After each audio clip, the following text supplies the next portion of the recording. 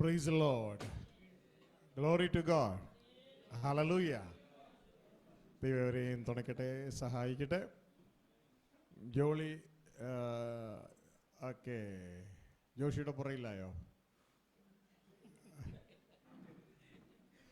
ജോളിയിലൊരു നോട്ടം ഇട്ടേക്കുവാ. ജോളി അവിടെ പോയാലും പിടിക്കും. ദൈവം സഹായിക്കട്ടെ. ക്ലാറിറ്റ്. ഹല്ലേലൂയ. ദൈവം അവരെ സഹായിക്കട്ടെ. കൂട്ടായിരിക്കട്ടെ. ഓൺലൈനിലും ഹോളിലും ഒക്കെ ആയിരിക്കുന്ന എല്ലാവർക്കുമായി ദൈവത്തിന് സ്തോത്രം ചെയ്യുകയാണ്. പ്രിയ സഹോദരങ്ങളെ, സ്വർഗത്തിലെ ദൈവം നമ്മളെ ഫസ്റ്റ് സെക്ഷനിൽ അടിസ്ഥാനമില്ലാത്ത മനുഷ്യർ എന്ന ടൈറ്റിൽ, അടിസ്ഥാനമില്ലാത്ത മനുഷ്യർ, അവരുടെ പ്രത്യേകത എന്താ? അവർക്ക് എന്ത് സംഭവിക്കുന്നു? ഓർക്കുന്നുണ്ടോ? അവർ ദ്രവിച്ചു പോകുന്നു. അടിസ്ഥാനമില്ലാത്ത മനുഷ്യർ ദ്രവിച്ചു പോവുകയാണ്. അപ്പം നമ്മൾ അങ്ങനെയുള്ളവരാ. അതുകൊണ്ടാണ് നമ്മളെല്ലാം ദ്രവിച്ചുകൊണ്ടിരിക്കുന്നത്.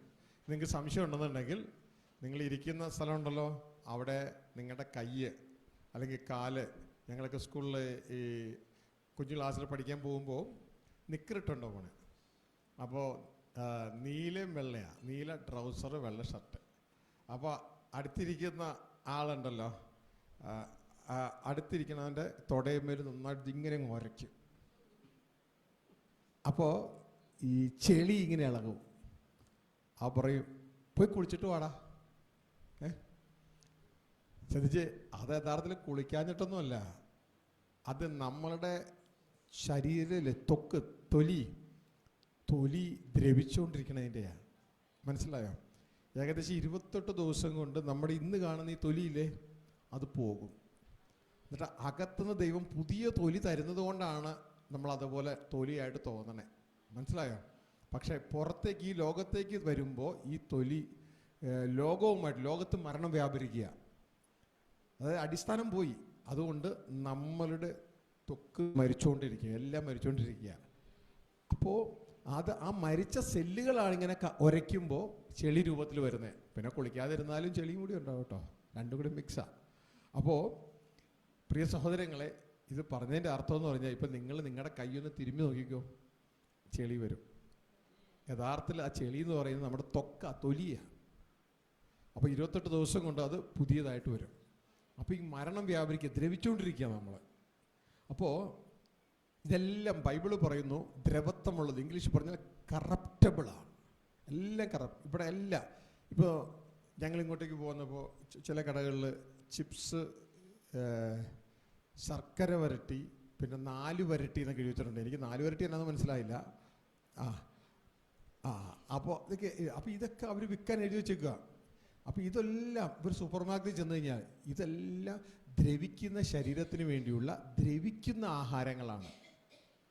ഇവിടെ ഒരു സൂപ്പർ മാർക്കറ്റിൽ ഇൻകറപ്റ്റബിൾ ആയിട്ടുള്ളതില്ല, എല്ലാം കറപ്റ്റബിൾ ആയിട്ടുള്ളത്, ദ്രവിച്ചു പോകുന്നതേ ഉള്ളൂ ഇവിടെ എല്ലാം. അപ്പോൾ ദ്രവിക്കുന്ന മനുഷ്യരാണ് നാം.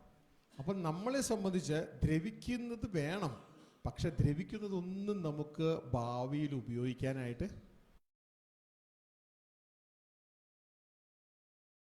ഭാവിയിലേക്കുള്ളത് വേണമെങ്കിൽ ഇൻകറപ്റ്റബിൾ ആയിട്ടുള്ളത് വേണം. ഇൻകറപ്റ്റബിൾ, അതായത് അദ്രവത്വമുള്ളത് വേണം. അദ്രവത്വം, മരണമില്ലാത്തത് വേണം. ഇപ്പം മരണമില്ലാത്തത് എന്ന് പറയുന്നത്, ആദ്യത്തേത് മരണമില്ലാത്തതെന്ന് പറഞ്ഞാൽ നിങ്ങൾക്ക് കാണാൻ പറ്റും, താൻ മാത്രം അമർത്യതയുള്ളവൻ. ദൈവമാണ് മരണമില്ലാത്തത്. മനസ്സിലായോ? താൻ മാത്രമേ ഉള്ളൂ അമർത്യത, താൻ മാത്രം അമർത്യതയുള്ളവൻ. അപ്പോൾ നമ്മളുടെ ഫോക്കസ് മുഴുവൻ ഇനി അമർത്യതയുള്ളതിലായിരിക്കണം. അതിൻ്റെ അപ്പുറത്തേക്ക്, മരണത്തിന് അപ്പുറത്തേക്ക് വാല്യൂ ഉള്ളതിലായിരിക്കണം. മനസ്സിലായോ? വാല്യൂ ഇല്ലാത്തതിൽ കിടന്ന് കളിച്ചിട്ട് കാര്യമില്ല. അതുകൊണ്ട് എല്ലാവരും ഓർപ്പിക്കുകയാണ്, വിശുദ്ധ പൗലോസ് പറഞ്ഞതുപോലെ, ഇനി കാണുന്നതിനെയല്ല നോക്കി പാർക്കുന്നത്, കാണാത്തതിനെയാണ്. കാരണം കാണാത്തത് നിത്യമാണ്.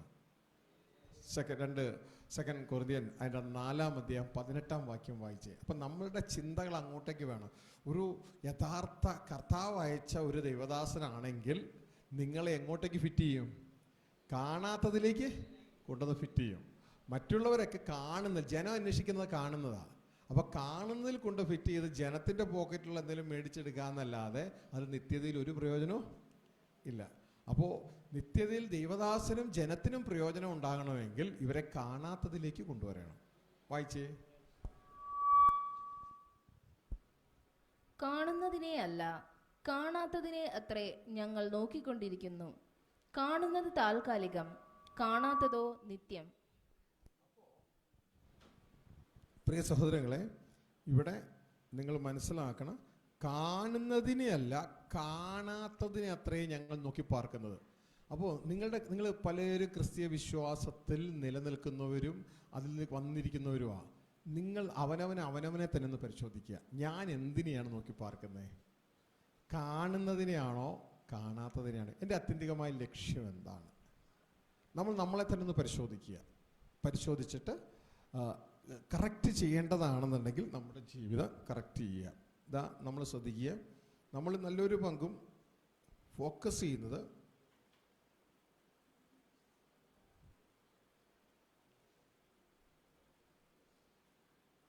കാണുന്നതിനെയാണ്. സ്ക്രീനിലേക്ക് നോക്കി കണ്ടോ? നമ്മൾ ഫോക്കസ് ചെയ്യുന്ന കാണുന്ന ശരീരത്തെയാണ് നമ്മൾ ഫോക്കസ് ചെയ്യുന്നല്ലേ. പക്ഷെ കാണുന്ന ശരീരം നിൽക്കത്തില്ല കേട്ടോ. ഇടിഞ്ഞു പൊളിഞ്ഞ് പോണ പോക്ക് കണ്ടോ? അത് പോവുക, അത് ഇടിഞ്ഞു പൊളിഞ്ഞ് പോവുക, ഇത് നിൽക്കത്തില്ല. മനസ്സിലായോ? നമ്മുടെ ഗ്രേസി കുഞ്ഞ് അവിടെ ഇരിക്കുന്നുണ്ട്. ഗ്രേസി കുഞ്ഞ് കണ്ടോ, അമ്മയായിട്ട് വർത്താനം പറഞ്ഞുകൊണ്ടിരിക്കുക. ദാ ആ ഗ്രേസി കുഞ്ഞിൻ്റെ ശരീരം നോക്കിയേ. ദാ ഇതിനേക്കാൾ നല്ല സുന്ദരമാണ്, മിനുക്കുള്ള ശരീരം അല്ലേ. പക്ഷേ ഗ്രേസ് കുഞ്ഞും നമ്മളും പലരും ഗ്രേസ് കുഞ്ഞിനെ പോലെയായിരുന്നു നേരത്തെ അല്ലേ. പക്ഷെ അധികം താമസിയാതെ ഈ ഒരു അനുഭവത്തിലേക്ക് എത്തും. മനസ്സിലാവുന്നുണ്ടോ? ഇത് കാണുന്നതാ. നമ്മുടെ സുവിശേഷം ഇതിൽ കൊണ്ട് ഫിറ്റ് ചെയ്തതിലും മണ്ടത്തരം വേറെ വല്ലതും ഉണ്ടോ? മനസ്സിലായോ? നമ്മൾ പറയുന്ന സുവിശേഷം ഇതിൽ കൊണ്ട് ഫിറ്റ് ചെയ്യുന്നതല്ല, ദ്രവത്വമുള്ളതിലല്ല, നമ്മളെ അമർത്യമായ ദൈവത്തിലേക്കും ദൈവരാജ്യത്തിലേക്കും അമർത്യരായ ദൈവപുത്രന്മാരിലേക്കും കൊണ്ടുപോവുകയാണ്. മനസ്സിലായോ? അവിടെ കറപ്ഷനോ ദ്രവത്വോ ഒന്നും ഇല്ല. വേരിയബിൾ അല്ലാതെ നമ്മുടെ ശരീരം മൊത്തം വേരിയൻസ് ഉള്ളതാണ്, വേരിയബിളാണ്, മാറിക്കൊണ്ടിരിക്കുക. ഓരോ ദിവസവും നമ്മൾ ശരീരം മാറിക്കൊണ്ടിരിക്കുക. മനസ്സിലായോ? നമ്മുടെ മലയാളത്തിലൊരു തെറ്റായ ട്രാൻസ്ലേഷൻ ഉണ്ട്. അതായത് ദൈവത്തെക്കുറിച്ച് പറയുകയാണ് യാക്കോബ് 1:17. അവിടെ പറയുന്നൊരു കാര്യം എന്ന് പറയുന്നത് നമുക്ക് മനസ്സിലാകാത്ത രീതിയിലൊരു ഫിറ്റിംഗ് ആണ് അവിടെ. അതായത് ദൈവത്തെക്കുറിച്ച് പറയുമ്പോൾ എല്ലാ നല്ല ദാനവും തികഞ്ഞ വരമൊക്കെയും ഉയരത്തിൽ നിന്ന് വെളിച്ചങ്ങളുടെ പിതാവിൽ നിന്ന് ഇറങ്ങി വരുന്നു. എന്നിട്ട് എഴുതി വച്ചിരിക്കുക, ആ ദൈവത്തിന് അവൻ എന്നുള്ള പ്രയോഗം തന്നെ തെറ്റ്, ആ ദൈവത്തിന് വികാരമില്ലെന്ന്. ശരിക്കും പറഞ്ഞാൽ തെറ്റാണ് എഴുതി വെച്ചേക്കണേ. മനസ്സിലാകുന്നുണ്ടോ? അത് അതായത് ദൈവത്തിന് സന്തോഷമില്ല, ദൈവത്തിന് സങ്കടമില്ല, ഒരു വികാരവും ഇല്ലാത്ത വികാരമില്ലാത്തൊരു ജീവി, അങ്ങനെയല്ലത്. അവിടെ എഴുതിക്കണ വേരിയബിൾ അല്ല, മാറ്റം വരുന്നില്ല. മനസ്സിലായോ? നമുക്ക് മാറ്റം വന്നുകൊണ്ടിരിക്കുക. ഇതിപ്പോൾ നിങ്ങൾ ചെറുപ്പത്തിൽ നമ്മളൊക്കെ എങ്ങനെയിരുന്നു? കൊച്ചു കുഞ്ഞുങ്ങളായിട്ടിരുന്നു അല്ലേ. പക്ഷെ നമുക്ക് മാറ്റം വന്നുകൊണ്ടേയിരിക്കുക. നമുക്ക് മാറ്റം വന്ന് നമ്മൾ ഇടിഞ്ഞു പൊളിഞ്ഞ് താഴെ വീഴും. ദൈവത്തിന് അങ്ങനെയൊന്നുമില്ല. ദൈവം അനാദിയായും ശാശ്വതമായും ദൈവമാ. അവിടെ ഒരു മാറ്റവും ദൈവത്തിന് സംഭവിക്കുന്നില്ല. അപ്പോൾ ആ ഭാഗം ഒന്ന് വായിച്ചേ. യാക്കോബ് 1:17. എല്ലാ നല്ല ദാനവും തികഞ്ഞ വരമൊക്കെയും ഉയരത്തിൽ നിന്ന് വെളിച്ചങ്ങളുടെ പിതാവിങ്കിൽ നിന്ന് ഇറങ്ങി വരുന്നു. അവന് വികാരമോ ഗതിഭേദത്താലുള്ള ആച്ഛാദനമോ ഇല്ല. മനസ്സിലാകുന്നുണ്ടോ? അവന് വികാരമില്ലെന്നല്ല. അവിടെ ഇംഗ്ലീഷിൽ പറഞ്ഞാൽ നോ വേരിയബിൾനെസ്. ആള് വേരിയായി പോകുന്നില്ല. അങ്ങനെയുള്ള ഒരു സംഭവം നടക്കുന്നില്ല. നമ്മൾക്കാണ് വേരിയേഷൻ സംഭവിക്കുന്നത്. മനസ്സിലാവുന്ന? ആള് മാറുന്നില്ല. അതായത് ഒരു ഷാഡോ ഓഫ് ടേണിങ്. നമ്മൾ അങ്ങനെയല്ല, ഒരു ഷാഡോ പോലെ നമ്മളങ്ങ് പോവുകയാണ്, മാറുകയാണ്. ദൈവത്തെ സംബന്ധിച്ച് അങ്ങനെയല്ല. ദൈവത്തിന് വികാരമൊക്കെ ഉണ്ട്. ഹല്ലേലൂയ. ദൈവം ദുഃഖിക്കും, ദൈവം സങ്കടപ്പെടും, മനുഷ്യനെ ഉണ്ടാക്കിയതുകൊണ്ട് താൻ അനുതപിക്കുന്നു എന്നൊക്കെയാണ് ദൈവത്തിൻ്റെ വചനത്തിൽ പറയുന്നേ. മനസ്സിലായോ? ദൈവം സന്തോഷിക്കുന്നു. അപ്പോൾ നമ്മളുടെ ഈ ട്രാൻസ്ലേഷൻ അത് വേറെ രൂപത്തിലേക്ക് കൊണ്ടുവന്നേക്കണേ. നിങ്ങൾ വികാരമില്ല എന്ന് പറഞ്ഞാൽ അതൊരു ജീവനില്ലാത്തൊരു സംഭവമായി. മനസ്സിലാവുന്നുണ്ടോ? അതങ്ങനെയല്ല, നമ്മളെപ്പോലെ ഒരു മാറ്റം സംഭവിക്കുന്നില്ല. കണ്ടോ, ഇവിടെ എഴുതി കണ്ടേ, ഇത് with whom can be no variation. Variation വരുന്നില്ല, മാറ്റം വരുന്നില്ല. ദൈവം അനാദിയായും ശാശ്വതമായും ദൈവമാ. അപ്പോൾ 90 സങ്കീർത്തനം പറയാ, ഞാൻ അനാദിയായി ശാശ്വതമായും ദൈവമാകുന്നു. മലാക്കി 3:6 അല്ലെങ്കിൽ 7 ആ ഭാഗം പറയാണ്, ഞാൻ യഹോവയായി ഞാൻ മാറാത്തവൻ, എനിക്കൊരു മാറ്റവും സംഭവിക്കുന്നില്ല. മനസ്സിലാവുന്നുണ്ടോ? അപ്പോൾ നമ്മൾ മനസ്സിലാക്കുമ്പോൾ അതങ്ങനെ മനസ്സിലാക്കുക, അല്ലാണ്ട് വികാരമില്ലാത്തൊരു ജീവിയാണ് ദൈവം എന്നുള്ള രീതിയല്ല. ദൈവത്തിന് നമ്മളെപ്പോലെ തന്നെ ദൈവം ദുഃഖിക്കുന്നു. മനുഷ്യനെ ഉണ്ടാക്കിയതുകൊണ്ട് ദൈവം അനുതപിച്ചു, ദൈവം സന്തോഷിക്കുന്നു. മനസ്സിലായോ? ദൈവത്തിൻ്റെ സന്തോഷം. ആ മകൻ വീട്ടിലേക്ക്, ധൂർത്തപുത്രൻ വീട്ടിലേക്ക് വന്നപ്പോൾ അതിൽ ഏറ്റവും കൂടുതൽ സന്തോഷിച്ചത് ആരാ? പിതാവാണ്. എൻ്റെ മകൻ മരിച്ചവനായിരുന്നു, അവൻ ജീവിക്കുന്നു. എൻ്റെ മകൻ നഷ്ടപ്പെട്ടു പോയിരുന്നു, അവനിതാ കണ്ടെത്തിയിരിക്കുന്നു. അതുകൊണ്ട് തടിപ്പിച്ച കാളക്കുട്ടിയെ അറുത്ത് നിങ്ങൾ ആനന്ദിക്കുക എന്നല്ല പറഞ്ഞ്, നമുക്ക് ആനന്ദിക്കാം. അപ്പോൾ ഇത് വ്യക്തതയോടെ നാം മനസ്സിലാക്കണം. അപ്പോൾ ഈ അപ്പൻ്റെ അടുക്കലേക്കാണ് പോകുന്നത്. അതായത് ദ്രവത്വമൊന്നുമില്ലാത്ത, ഒരു മാറ്റവും സംഭവിക്കാത്ത ഈ അപ്പൻ്റെ അടുക്കലേക്ക്. താൻ മാത്രം അമർത്യതയുള്ള, നമ്മൾക്കൊക്കെ മരണത്തിൽ താഴെ പോവുക, പക്ഷേ ഈ അപ്പന് യാതൊരു മാറ്റവും സംഭവിക്കുന്നില്ല. ഈ അപ്പൻ്റെ അടുക്കലേക്കാണ് നമ്മളെ കൊണ്ടുപോകുന്നത്. ആര് വന്ന് കൊണ്ടുപോകുന്നേ? യേശുക്രിസ്തു വന്ന് കൊണ്ടുപോകുന്നേ. ആരയച്ചിട്ടാ വന്നേ യേശുക്രിസ്തു ഇവിടെ? അതല്ലേ യേശു പറയുന്നത്, എന്നെ പിതാവ് അയച്ചിട്ട്, ഞാൻ സ്വയമേ വന്നതല്ല, എന്നെ പിതാവ് എന്നെ അയച്ചതാണ്. മനസ്സിലാവുന്നുണ്ടോ? എന്തിനാണാവോ അയച്ചേ? അവിടെ നിന്നിട്ട് ആരാധന ഒന്നും ശരിക്കും കിട്ടണില്ല, അതുകൊണ്ട് ഇവിടെ വന്ന് ആരാധന മേടിക്കാൻ വന്നത്, അങ്ങനെയാണോ പറഞ്ഞേ? കാണാതെ പോയ ആടിനെ അന്വേഷിച്ചാണ് എന്നെ അയച്ചേക്കണേ. മനസ്സിലാവുന്നുണ്ടോ? എന്നിട്ട് ഞാൻ എന്ത് ചെയ്യണം? നിങ്ങളെയും കൊണ്ട്, നിങ്ങളെ വേറൊരുത്തം പിടിച്ചു കെട്ടിയിട്ടിരിക്കുക പിശാച്. അതുകൊണ്ട് നിങ്ങളെ എൻ്റെ ജീവൻ കൊടുത്ത് പാപത്തിന് പരിഹാരം ചെയ്ത് നിങ്ങളെ വിലയ്ക്ക് വാങ്ങും. എൻ്റെ രക്തം ഞാൻ കൊടുക്കും, എന്നിട്ട് നിങ്ങളെ എൻ്റെ പിതാവിനായി വിലയ്ക്ക് വാങ്ങുകയാ. എപ്പോഴും ശ്രദ്ധിച്ചോളണം, യേശു പറയാണ്, എൻ്റെ പിതാവിനായി ഞാൻ വിലയ്ക്ക് വാങ്ങുകയാ. അപ്പോൾ സ്വർഗത്തിൽ പാടുന്ന പാട്ടും അതാ. സ്വർഗത്തിൽ പാടുന്ന പാട്ട് ഇന്ന് നിങ്ങളിവിടെ പാടിയോന്ന് എനിക്ക് അറിഞ്ഞുകൂടാ. സ്വർഗത്തിൽ വെളിപ്പാട് 5:9, 10 സ്വർഗത്തിൽ പാടുന്ന പാട്ട് ഈ യേശു ചെയ്ത പ്രവൃത്തിയാ. അവിടെ എഴുതിയിരിക്കുകയാണ്, നീ നിന്റെ രക്തം കൊണ്ട് സകല ഗോത്രത്തിലും വംശത്തിലും ഉള്ളവരെ ദൈവത്തിനായി, ആർക്കായി? യേശുക്രിസ്തു ദൈവത്തിനായി വിലയ്ക്ക് വാങ്ങിയെന്ന്. മനസ്സിലായോ? അതായത് നിങ്ങൾ ഒരാൾ തൃശ്ശൂർ ശക്തൻ മാർക്കറ്റിൽ പോവുക, അപ്പോൾ നിങ്ങൾക്ക് പോകാൻ നിവൃത്തിയില്ല. അപ്പോൾ നിങ്ങൾ കുറച്ച് ക്യാഷ് കൊടുത്തു വരട്ടെ, നീ പോയിട്ട് വരുമ്പോൾ ഇന്ന സാധനം എനിക്ക് വേണ്ടി വിലയ്ക്ക് വാങ്ങിക്കൊണ്ട് വരണമേ എന്ന് പറഞ്ഞതുപോലെ സ്വർഗത്തിൽ നിന്ന് വിട്ടേക്കുക വിലയ്ക്ക് വാങ്ങിക്കൊണ്ട് വരാൻ. കാരണം എൻ്റെ മക്കൾ ഇവിടെയുണ്ട്, അവർ നഷ്ടപ്പെട്ടു പോയതാണ്. അതുകൊണ്ട് നീ എന്ത് ചെയ്യണം? പാപത്തിൻ്റെ പരിഹാരമായി നിന്റെ തന്നെ ജീവനെ കൊടുത്തിട്ട്, രക്തം കൊടുത്തിട്ട് ഇവരെ വിലയ്ക്ക് വാങ്ങിയിട്ട് അവരെ എനിക്ക് കൊണ്ട് തരണമെന്നും പറഞ്ഞ് വിട്ടേക്കുക. മനസ്സിലായോ? 5:9, 10 വായിച്ചേ. ഇതൊന്നും നമ്മുടെ പള്ളികളിൽ സാറിന് വായിക്കില്ല. വായിക്കേ. പുസ്തകം വാങ്ങുവാനും അതിന്റെ മുദ്ര പൊട്ടിപ്പാനും നീ യോഗ്യൻ. നീ അറുക്കപ്പെട്ടു. നിന്റെ രക്തം കൊണ്ട് സർവഗോത്രത്തിലും ഭാഷയിലും വംശത്തിലും ജാതിയിലും നിന്നുള്ളവരെ ദൈവത്തിനായി വിലയ്ക്ക് വാങ്ങി. മനസ്സിലായോ? സ്വർഗത്തിൽ പാടുന്ന പാട്ടാണ്. അവർ പാടുകയാണ് യേശു ക്രിസ്തുവിന്റെ മുമ്പാകെ, പിതാവിന്റെ മുമ്പാകെ പാടുകയാണ്, കുഞ്ഞാടേ നീ യോഗ്യനാണ്. എന്തിന്? സ്തുതിക്കും ബഹുമാനത്തിനും ഒക്കെ നീ യോഗ്യനാണ്. അതുകൊണ്ട് നമ്മൾ പറഞ്ഞു, പിതാവിനെ ബഹുമാനിക്കുന്നത് പോലെ പുത്രനെയും ബഹുമാനിക്കുന്നതിൽ ഒരു തെറ്റുമില്ല. നീ യോഗ്യനാണ്. അതിന്റെ കാര്യം എന്താണ്? നീ ഞങ്ങളെ നിന്റെ രക്തം കൊടുത്ത് ദൈവത്തിനായി, സ്വർഗസ്ഥ പിതാവിനായി നീ ഞങ്ങളെ വിലയ്ക്ക് വാങ്ങി. എന്നിട്ട് ഞങ്ങളെ രാജാക്കന്മാരും പുരോഹിതന്മാരും ആക്കി വെച്ചു. അതാണ് നമ്മുടെ പ്രൊഫഷൻ, എറ്റേണൽ പ്രൊഫഷൻ. അല്ലാണ്ട് ഡോക്ടറും എഞ്ചിനീയറും അഡ്വക്കേറ്റും അല്ല.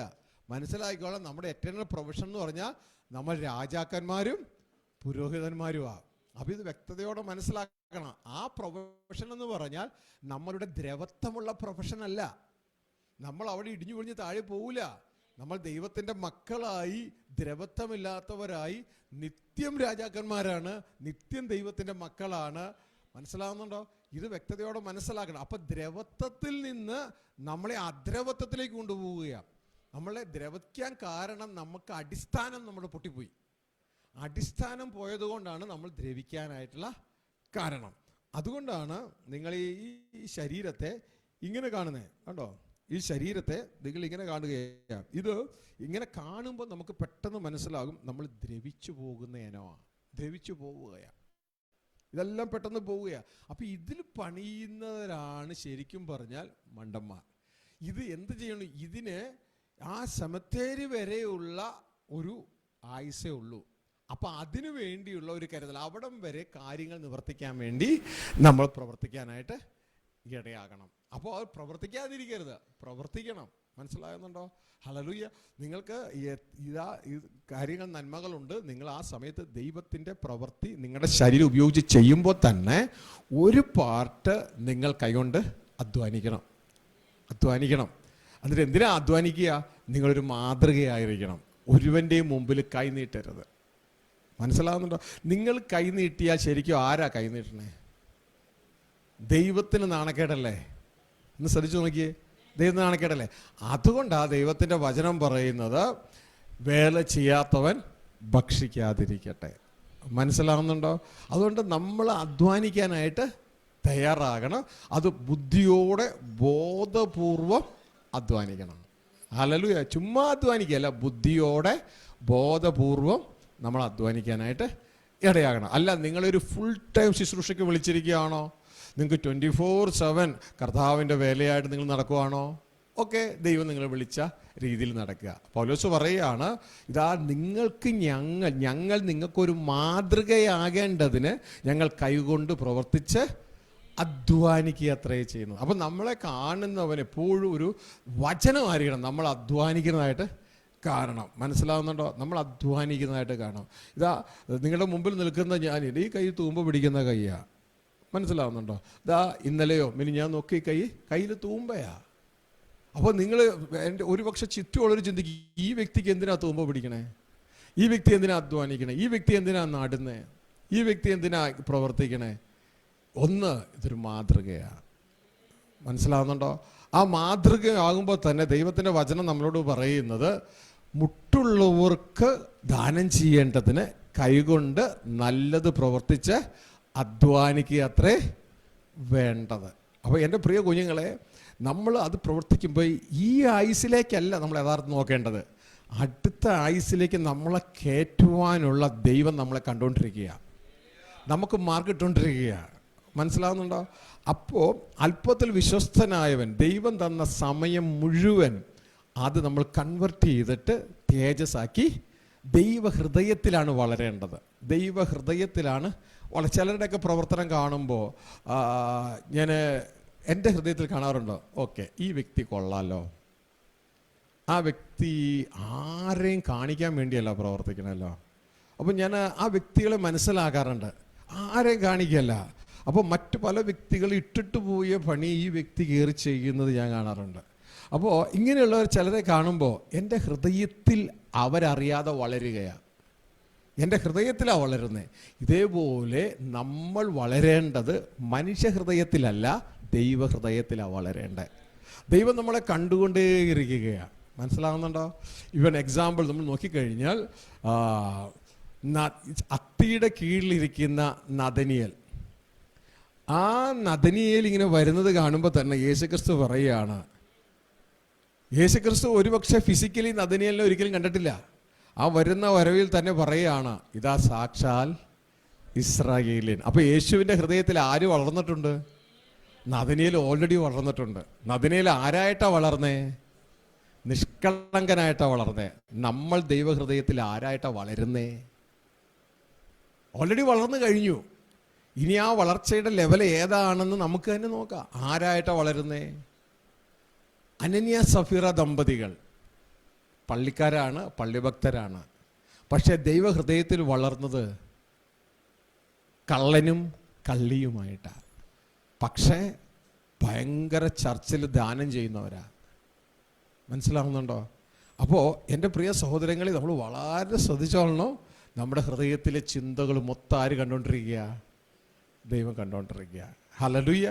അപ്പോൾ ഇത് വളർന്നവരോടുള്ള സന്ദേശമായി പറയുന്നത്. അതുകൊണ്ട് സൂക്ഷിക്കണം. മനുഷ്യനല്ല ദൈവം, മനുഷ്യൻ പുറം നോക്കുന്നു, ദൈവമോ നമ്മുടെ ഹൃദയത്തെ കണ്ടുകൊണ്ടിരിക്കുകയാണ്. ദൈവം അഭിമാനത്തോടെ നമ്മളെക്കുറിച്ച് പിശാചിനോട് പറയണം. യോബിനെ കുറിച്ച് പറഞ്ഞില്ലേ ദൈവം അഭിമാനത്തോടെ? ദൈവം അഭിമാനത്തോടെ പിശാചിനോട് പറഞ്ഞ എന്നാന്നറിയാമോ? നീ എൻ്റെ ദാസനായ യോബിനെ കണ്ടുവോ? മനസ്സിലായോ? അപ്പൊ ദൈവം അന്വേഷിക്കുന്നുണ്ട് അല്ലേ? എന്താ അന്വേഷിക്കണേ? അവനെ പോലെ ദോഷം വിട്ടകന്നവൻ വേറെ ആരാ ഉള്ളേ? മനസ്സിലായോ?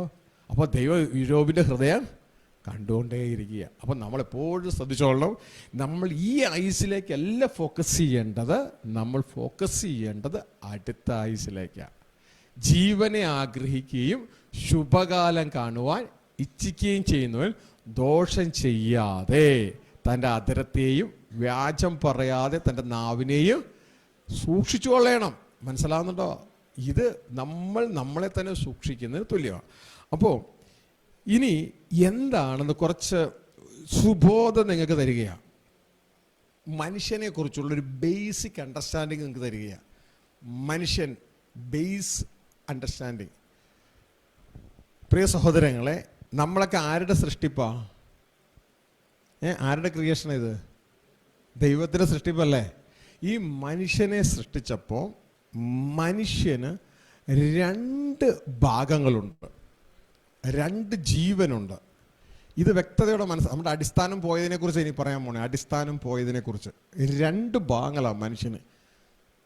ഈ മറ്റൊരു ജീവിക്ക് ഈ രീതിയില്ല.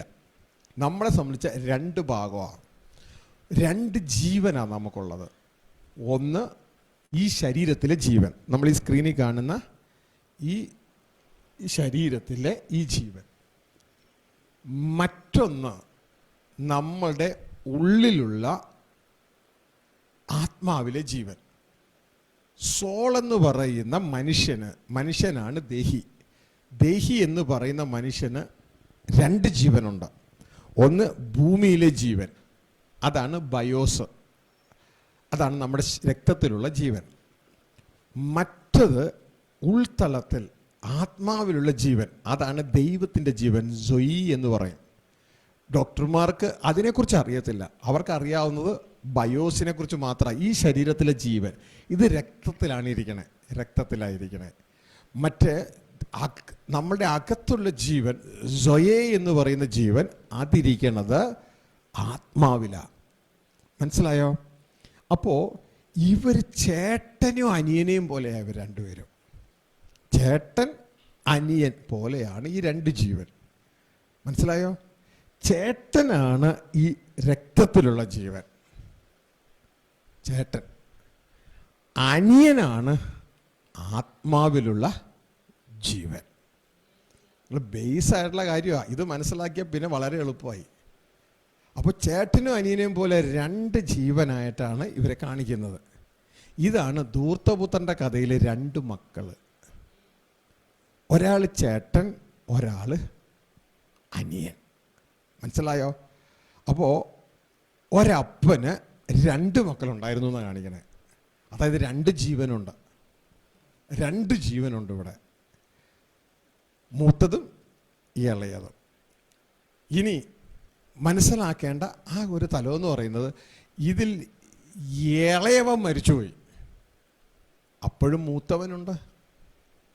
മനസ്സിലായോ? മൂത്തവനുണ്ട്, ഇളയവൻ മരിച്ചുപോയി, അപ്പോഴും മൂത്തവൻ ഉണ്ട്. നിങ്ങൾക്കറിയാലോ, ഏദൻ തോട്ടത്തിൽ വെച്ച് ദൈവം ആദത്തോട് പറഞ്ഞു, നന്മ തിന്മകളെക്കുറിച്ചുള്ള അറിവിൻ്റെ വൃക്ഷത്തിൻ്റെ ഫലം കഴിച്ചാൽ നിനക്ക് എന്നാ പറ്റും? ഓർമ്മയുണ്ടോ ആരെങ്കിലും? നീ മരിക്കും. അപ്പോൾ ആദം അത് കഴിച്ചോ ഇല്ലയോ? കഴിച്ചു. എന്നിട്ട് ആദം മരിച്ചോ?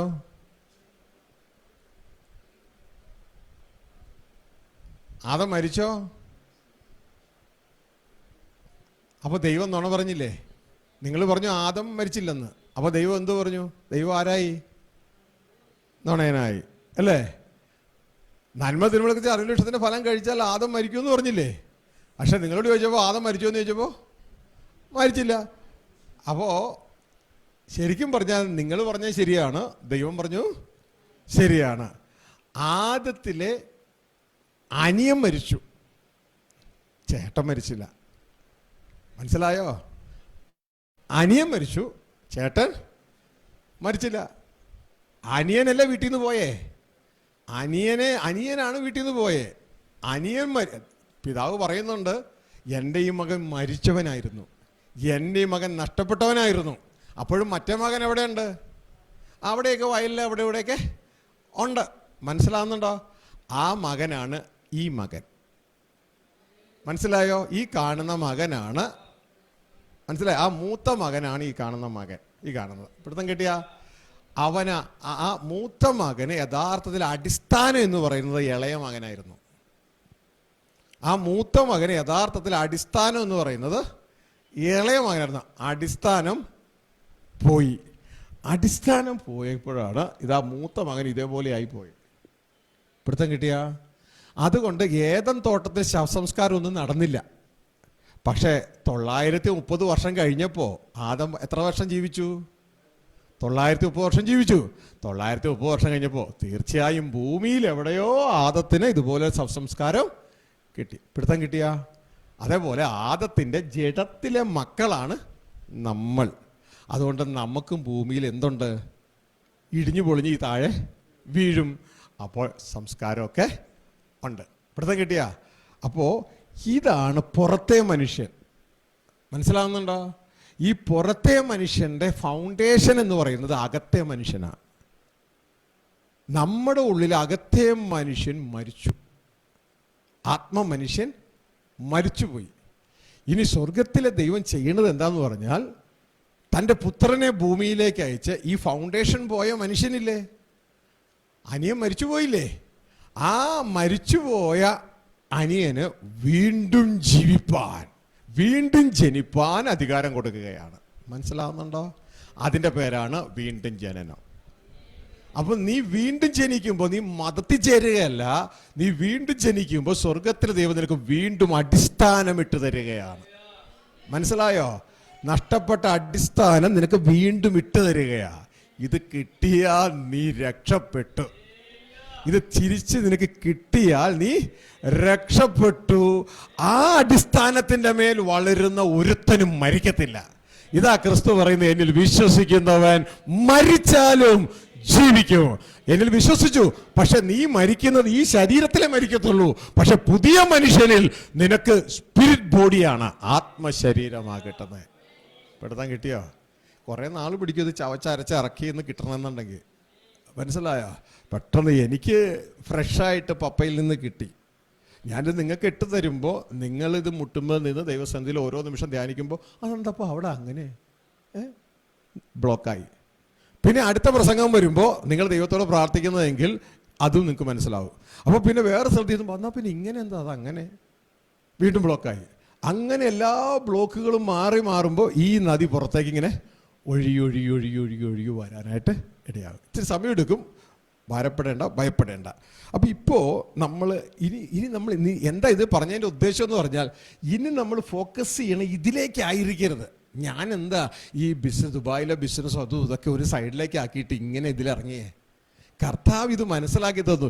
ഇതിൻ്റെ മുകളിൽ ഡോളർ കൊണ്ടോ യൂറോ കൊണ്ടോ ദിർഹം കൊണ്ടോ വേറെ എന്തുകൊണ്ടോ പണിതിട്ട് ഒരു കാര്യവും ഇല്ല. ഇത് ഇടിഞ്ഞു കളിഞ്ഞ് താഴേക്ക് പോവാന്നേ. മനസ്സിലായോ? ഇതിൻ്റെ മുകളിൽ ക്രിസ്തീയ വിശ്വാസം കിട്ടുന്ന കുറേ പേരുണ്ട്. അവരെ എല്ലാം ദൈവവചനം പറയുന്നു സകല മനുഷ്യരിലും അരിഷ്ടന്മാർ. മനസ്സിലായോ? അതാണ് നമ്മൾ 1 കൊരിന്ത്യർ 15:19 പറയുന്നത്.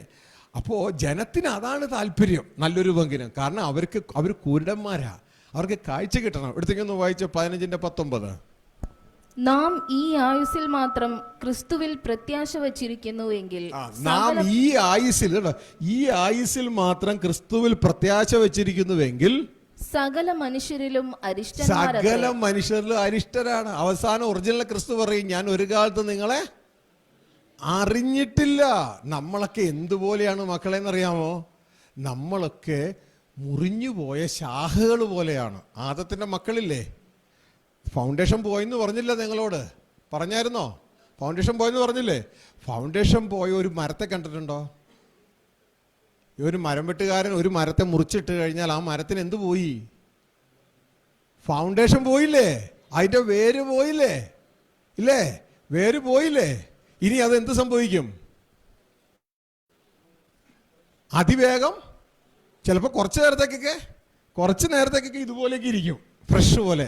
പക്ഷേ ഒന്ന് വൈകുന്നേരം ആകുമ്പോഴോ കുറച്ച് വാടും, പിറ്റേ ദിവസം ആകുമ്പോഴോ കുറച്ചും കൂടി വാടും, പിറ്റേ ദിവസം ആകുമ്പോഴോ വീണ്ടും പാടാകും. എന്നിട്ട് ഇതേപോലെ ആവൂലേ? ഇല്ലേ? ഇങ്ങനെയുള്ളവരാണ് ആദത്തിൻ്റെ മക്കൾ. മനസ്സിലായോ? അപ്പോഴാണ് കർത്താവ് യേശു പറഞ്ഞ്, ഞാനൊരു ഗ്രാഫ്റ്റ് ചെയ്യുന്ന ആ ഒരു ചെടിയെ പോലെ ഇങ്ങ് വന്നേക്കുവാ, എന്നെ അയച്ചേക്കുവാ. ഞാനാണ് മുന്തിരിവള്ളി, നിനക്ക് ഫൗണ്ടേഷൻ തരാൻ എൻ്റെ അപ്പൻ എന്നെ അയച്ചേക്കുവാ. നീ ശാഖയാ, നിനക്ക് ഫൗണ്ടേഷൻ ഇല്ല. നിനക്ക് മക്കളെ, എൻ്റെ മക്കൾ മനസ്സിലാവുന്നുണ്ടോ? നീ ശാഖയാ, നിനക്ക് എന്തില്ല? നിനക്ക് ഫൗണ്ടേഷൻ ഇല്ല, വേരില്ല. തൃശ്ശൂർക്കാർക്കത് മനസ്സിലായില്ലെങ്കിൽ ലോകത്തിൽ ആർക്കും മനസ്സിലാവില്ല. മനസ്സിലായ? ഞാൻ ഇവിടെ എവിടെ നോക്കിയാൽ ഈ പരിപാടി എവിടെ ഉണ്ടോ? മനസ്സിലാവുന്നുണ്ടോ? ഒട്ടിക്കൽ, മരം ഒട്ടിച്ച് കൊടുക്കൽ പരിപാടി. മനസ്സിലാവുന്നുണ്ടോ?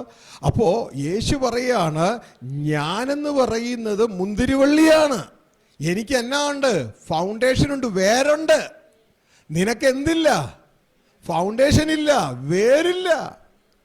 പിടുത്തം കേട്ടയാ? അപ്പോൾ ഫൗണ്ടേഷൻ ഇല്ലാത്ത, വേരില്ലാത്ത നിന്നെ ഞാനുമായി ഒട്ടിക്കാനാണ് പിതാവെന്നെ അയച്ചത്. അപ്പൊ നീ ഞാനുമായിട്ട് ഒട്ടിയാൽ നിനക്ക് എന്തായി? ഫൗണ്ടേഷനായി, അടിസ്ഥാനമായി. മനസ്സിലാവുന്നുണ്ടോ? അടിസ്ഥാനമായി എന്ന് നീ തിരിച്ചറിഞ്ഞാൽ, ഇത് തിരിച്ചറിഞ്ഞാൽ ആ അടിസ്ഥാനം കിട്ടിയ യേശുവോട് നീ അങ്ങ് ഓട്ടാൻ തുടങ്ങും. എത്രത്തോളം നീ അങ്ങ് ഒട്ടുമോ അത്രത്തോളം വേരിലൂടെ ഒഴുകുന്ന ജീവജല നദി നീയാകുന്ന ശാഖയിലേക്ക് അങ്ങ് കയറി നിനക്ക് ജീവൻ വയ്ക്കാൻ തുടങ്ങും. മനസ്സിലാകുന്നുണ്ടോ? ജീവൻ വയ്ക്കാൻ തുടങ്ങി. ഇതാണ് സ്പിരിച്വൽ ഗ്രാഫ്റ്റിംഗ്. അടിസ്ഥാനമില്ലാത്തതിന് അടിസ്ഥാനം കൊടുക്കുകയാണ്. ഇത് വെറും ഒരു അക്ഷര അറിവായാൽ കുഞ്ഞെ നിനക്ക് പ്രയോജനമില്ല. പക്ഷെ ഇത് വിശ്വസിക്കുന്ന അറിവായാൽ നിനക്കത് പ്രയോജനമുണ്ട്. മനസ്സിലായോ? കാരണം തോട്ടക്കാരനായ പിതാവ് ഒഴിച്ചു കൊടുക്കുന്ന വെള്ളം, പിതാവിൽ നിന്ന് ആരംഭിക്കുന്ന ആത്മാവ് വേരുള്ള യേശുവിലൂടെ കയറും. യേശുവിന് ഫൗണ്ടേഷൻ ഉണ്ട്, വേറുള്ള യേശുവിലൂടെ കയറും. നിനക്കും എനിക്കും ഫൗണ്ടേഷൻ ഇല്ല. ഞാനും നിങ്ങളും ആ യേശുവുമായിട്ട് ഒട്ടി നിൽക്കുമ്പോൾ ആ വെള്ളം നമ്മിലേക്ക് കയറും, നമ്മൾ ഫലം കായ്ക്കാൻ തുടങ്ങും. മനസ്സിലായോ? ഹല്ലേലൂയ. അപ്പോൾ ഈ ബേസിക് അണ്ടർസ്റ്റാൻഡിങ് നമുക്കുണ്ടാകണം. അപ്പോൾ നമുക്ക് ഉൽപ്പത്തി പുസ്തകം അതിൻ്റെ 2-ാം അധ്യായം 7-ാം വാക്യത്തിൽ മനുഷ്യനെ കുറിച്ചുള്ള കാര്യങ്ങൾ അവിടെ സൃഷ്ടിപ്പിനെ കുറിച്ചുള്ള രേഖപ്പെടുത്തിയിട്ടുണ്ട്. അപ്പോൾ ബേസായിട്ട് നിങ്ങൾ മനസ്സിലാക്കേണ്ട ആ ചിന്ത എന്ന് പറയുന്നത്, ഈ മനുഷ്യനെന്ന് പറയുന്നതാണ് സോള്. ഈ സോള് ഇത് എങ്ങനെയാണ് ദൈവം സൃഷ്ടിച്ചതെന്നൊന്ന് മനസ്സിലാക്കാം. വായിച്ച ഉൽപ്പത്തി 2:7.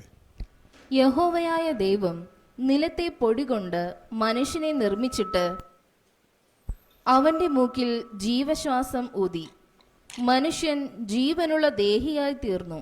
കേട്ടോ? നമ്മളുടെ സ്റ്റാർട്ടിംഗ് പോയിന്റ് എന്ന് അറിയണ്ടേ? 2 ജീവനാ, ചേട്ടനും അനിയനും.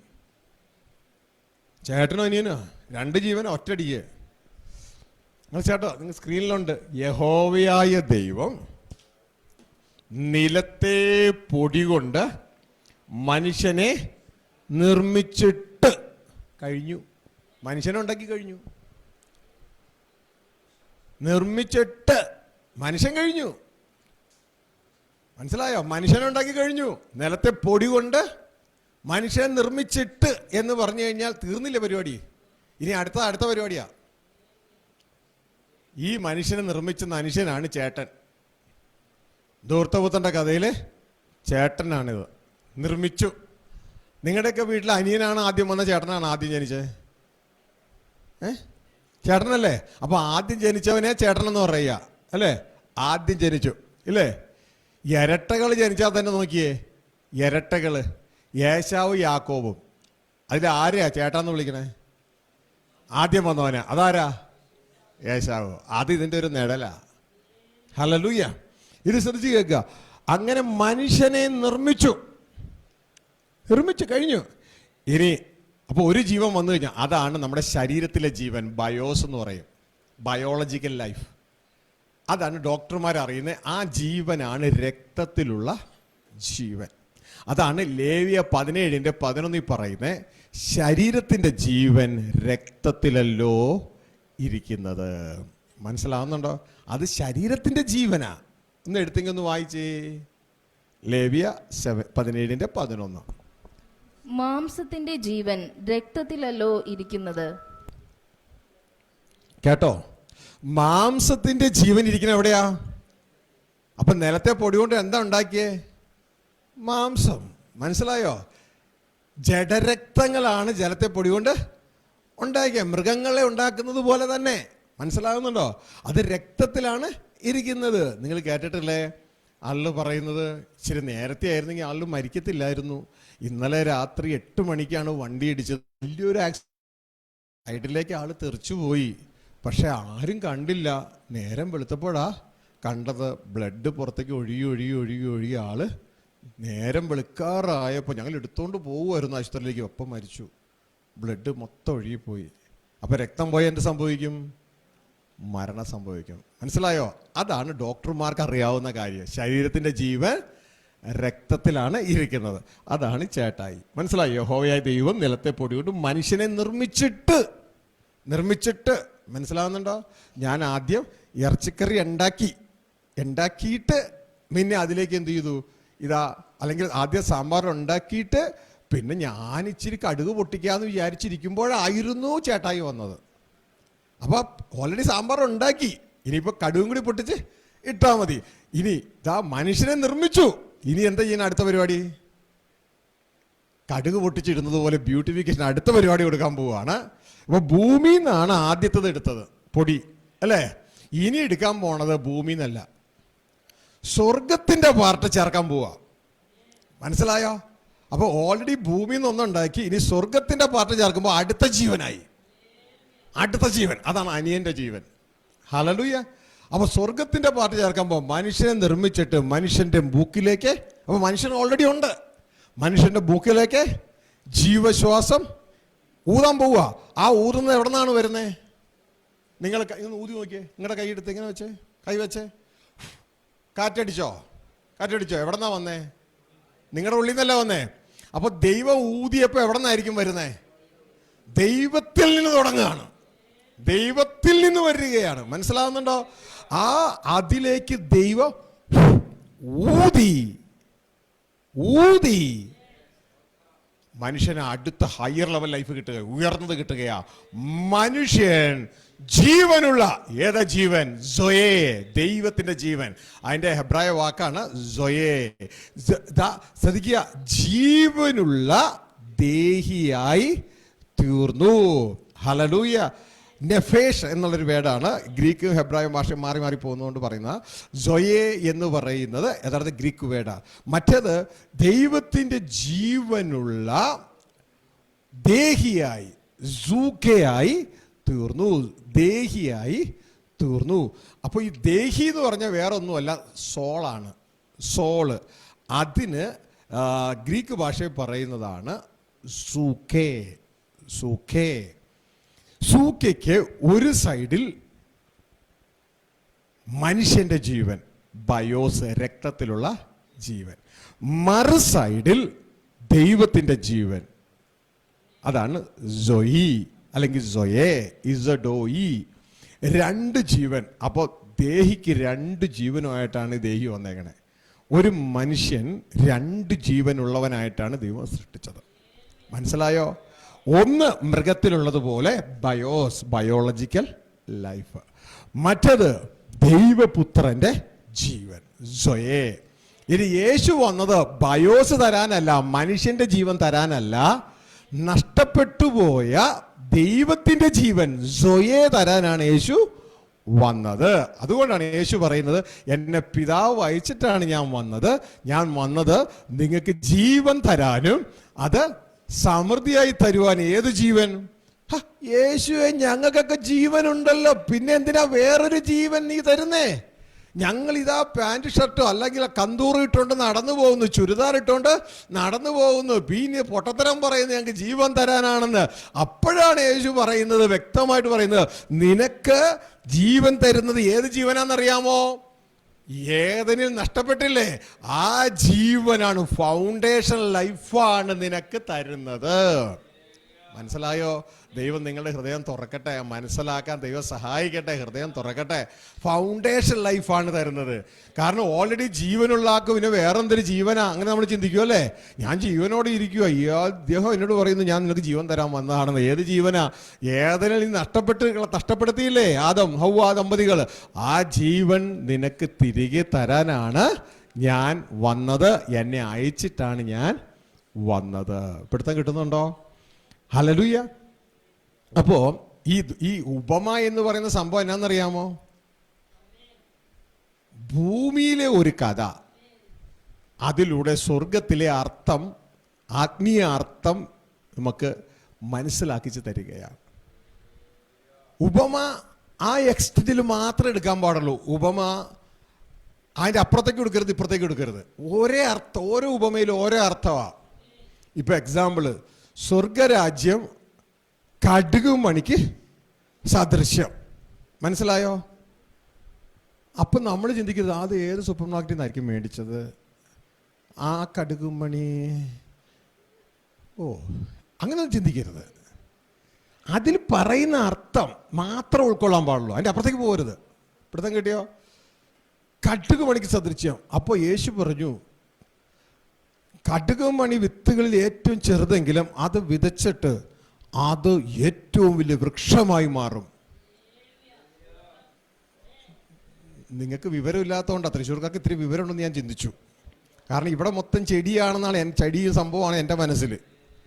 കാരണം കടുക് മണിക്ക് ഒരിക്കലും വൃക്ഷമാകാൻ പറ്റൂല. മനസ്സിലായോ? അപ്പോൾ എറണാകുളത്തുള്ളവർക്ക് തന്നെ ഇത്തിരി വിവരമുള്ളത്. കടുക് മണിക്ക് വൃക്ഷമാകാൻ പറ്റില്ല, അതൊരു ചെടിയാ. പക്ഷെ ഒന്നില്ലെങ്കിൽ യേശുവിന് തെറ്റുപറ്റി. യേശു പറയാണ് അത് തോട്ടത്തിൽ ഏറ്റവും വലിയ വൃക്ഷമായി മാറും, ഏറ്റവും വലിയ വൃക്ഷം. എന്നിട്ട് പക്ഷികൾ വന്ന് അതിൽ ചേക്കേറും.